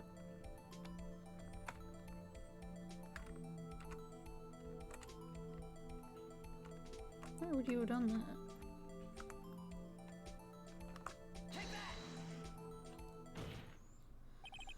I wonder if you noticed. There's blood on the bottom of this shoe. Don't mess with me, rookie. Or it'll be your blood on the bottom of my shoe. Indeed, there is quite a bit of blood on the bottom of the shoe. It makes sense. The victim was stabbed with a knife. What could possibly be contradictory about blood on the bottom of his shoe?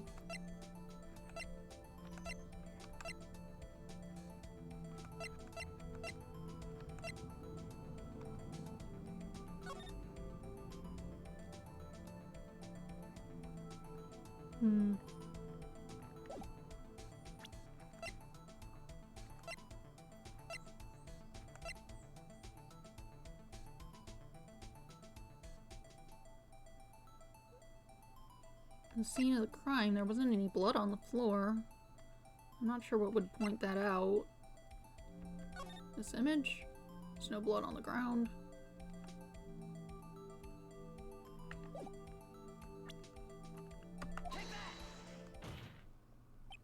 The problem lies in the footprint. The footprint? Note that the bottom of the victim's shoe is covered in blood. Then, isn't it strange? Why weren't there any bloody footprints found by the scene of the crime? Aha! As you can see, there were no traces of any such footprints at the scene of the crime. That contradicts your claim about this shoe.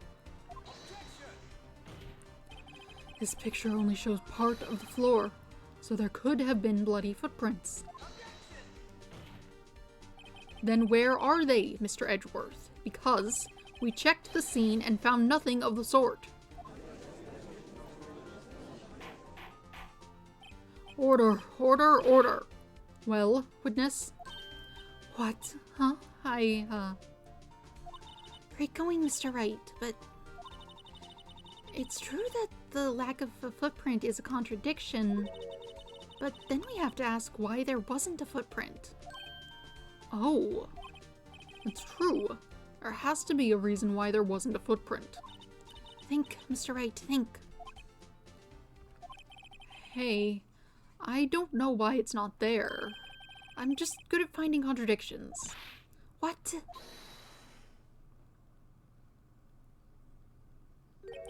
I see. Now I get it. Get what? Our witness is more devious than I gave her credit for. We were hoodwinked to the very end. But she slipped. There's one vital hint to the truth in her testimony. What are you talking about? Think back to when she told us about apprehending the suspect. The chief prosecutor tried to resist, but her efforts were in vain. She knocked my hands aside, kicked over an oil drum. Oh, she's beautiful but deadly. A predator, this one. A leopard woman. I thought that was strange. I thought that was a strange thing for the normally cool-headed chief to do. No kidding. Now, witness, allow me to ask a very simple question. This oil drum, was it empty? Oh, that, I'm not sure I like your attitude, Mr. Edgeworth. Though apparently you're not the slowest conveyor belt in the lunchbox factory. Witness, well, was the oil drum empty? The oil drum kicked over by the chief prosecutor was brimming with water. Water? What does that mean? Suppose the idea would be it would wash away footprints. Still, don't get it, Mr. Wright? Do you want to know the reason she knocked it over? The real reason. Aha! You don't mean... Yes, the suspect knocked over that oil drum for one reason and one reason alone. To erase the bloodstains that would have become evidence against her. Ah.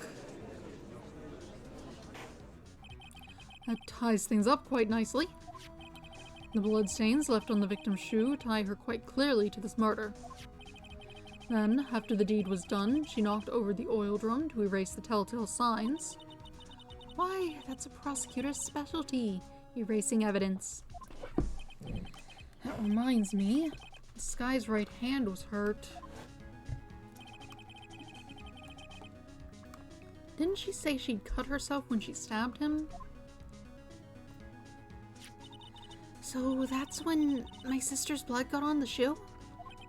Well, I see no reason to prolong this trial. Mr. Wright, do something, please. What? What can I do? Your sister has confessed to the crime and she tried to conceal it. But... Enough. There is no need for further debate. The verdict, Your Honor. Very well. But Angel Star is on the prosecution side. She could have been lying about the water. This court finds the defendant, Miss Lana Sky. Who's yelling now? You? Little girl, what did you just say? Me? Did you say I, Angel Star, was on the prosecution side? Well, yeah, you are. You're saying that my sister hid evidence by erasing the bloody footprints. Well... I thought you'd had your fill, but here you are demanding a second helping. Another lunchbox. A lunchbox called evidence. Wait. Witness, don't tell me you have something else. The time for deliberations is past. Any further comments and you will be held in contempt of court. Your threats don't scare the cough-up queen. Look at this. Ooh. A photograph? You've got way too many pictures of this place. What is in the thing of the car? Is that the note we grabbed, or? Because I clicked on the hood of, or the lid of the trunk, not that area. I had it just in case anyone had the gall to suggest that the white shoe didn't belong to the victim. I see no room for error in this evidence. Mr. Wright, wait! Look at the asphalt in this photo. Hey, it's clearly wet. Sort of clearly. It's really hard to see past the dialogue box.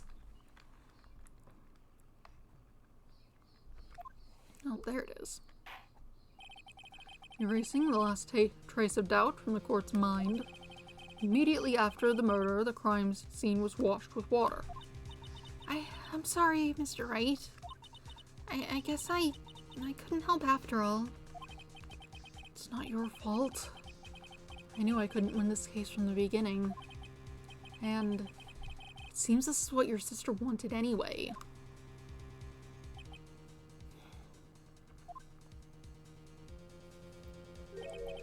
I'm sorry, Mia.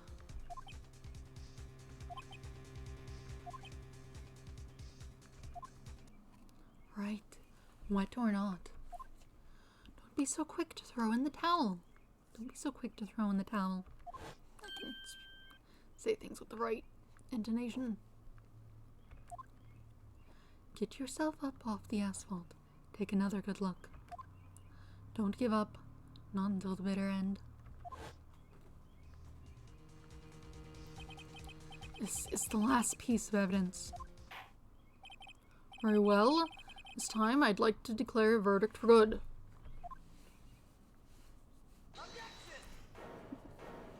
No. Your Honor, wait! What is it with you people? Can't I hand down my verdicts in peace anymore? Whatever it is, can it wait? No, it can't. Then it will be too late. What was that? That's nothing. Look at this photograph, the last one submitted. This trial isn't over until we give each piece of evidence proper consideration. So, Wright? Are you saying there's a problem with this latest piece of evidence? Yeah, I'll think later. Yeah, there's a problem. Right or wrong, I've got to go ahead with this. I suppose, since we've come this far, we should give every claim a fair shake. Very well, Mr. Wright. Show the court the problem in this photograph.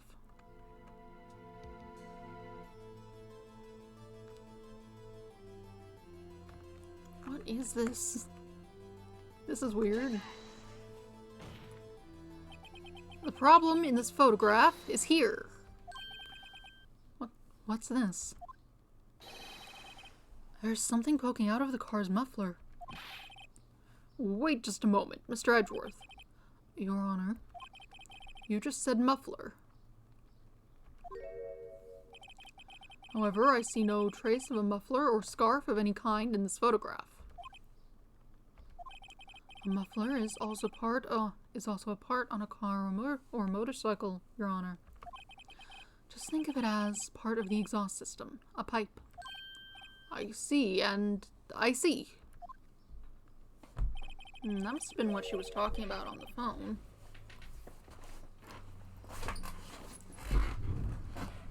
What's that suspicious-looking cloth sticking out of the car's muffler? So what if there's something sticking out of the muffler? What does that have to do with this case? Nothing. Absolutely nothing. Sorry, Miss Starr, but it's not going to be that easy. In fact, you've already told us why this is important to the case. You said as much in your testimony. What? Let's hear what Mr. Wright has on his mind. Tell us why you think this piece of cloth in the muffler is related to the case.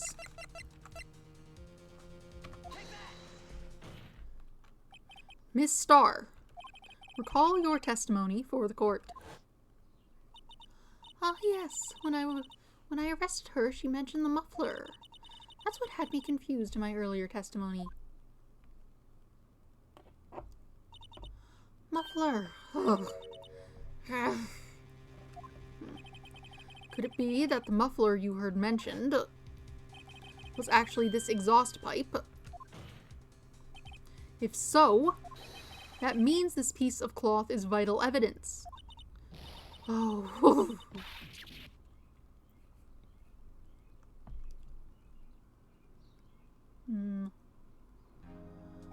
Well, it seems we will have to suspend the proceedings. Suspend?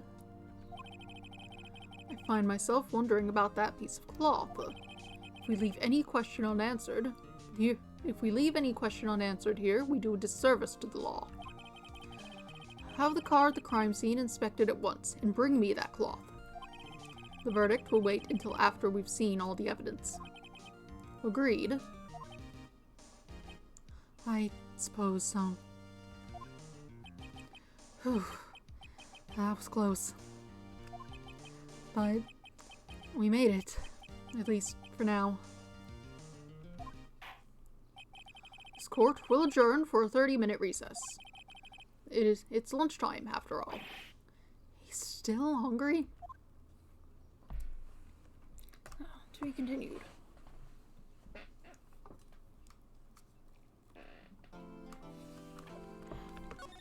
Save progress.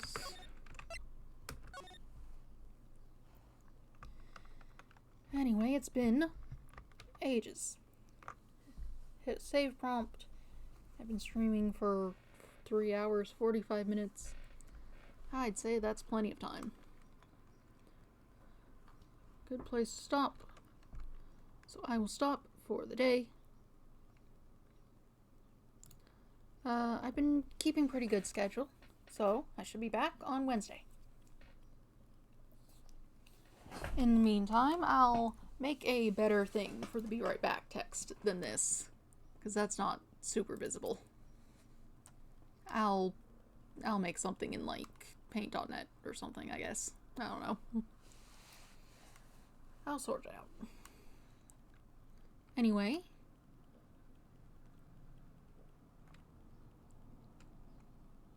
let's see. I'll be back on Wednesday to continue that case. That's sort of it, really. Have a nice day. Goodbye.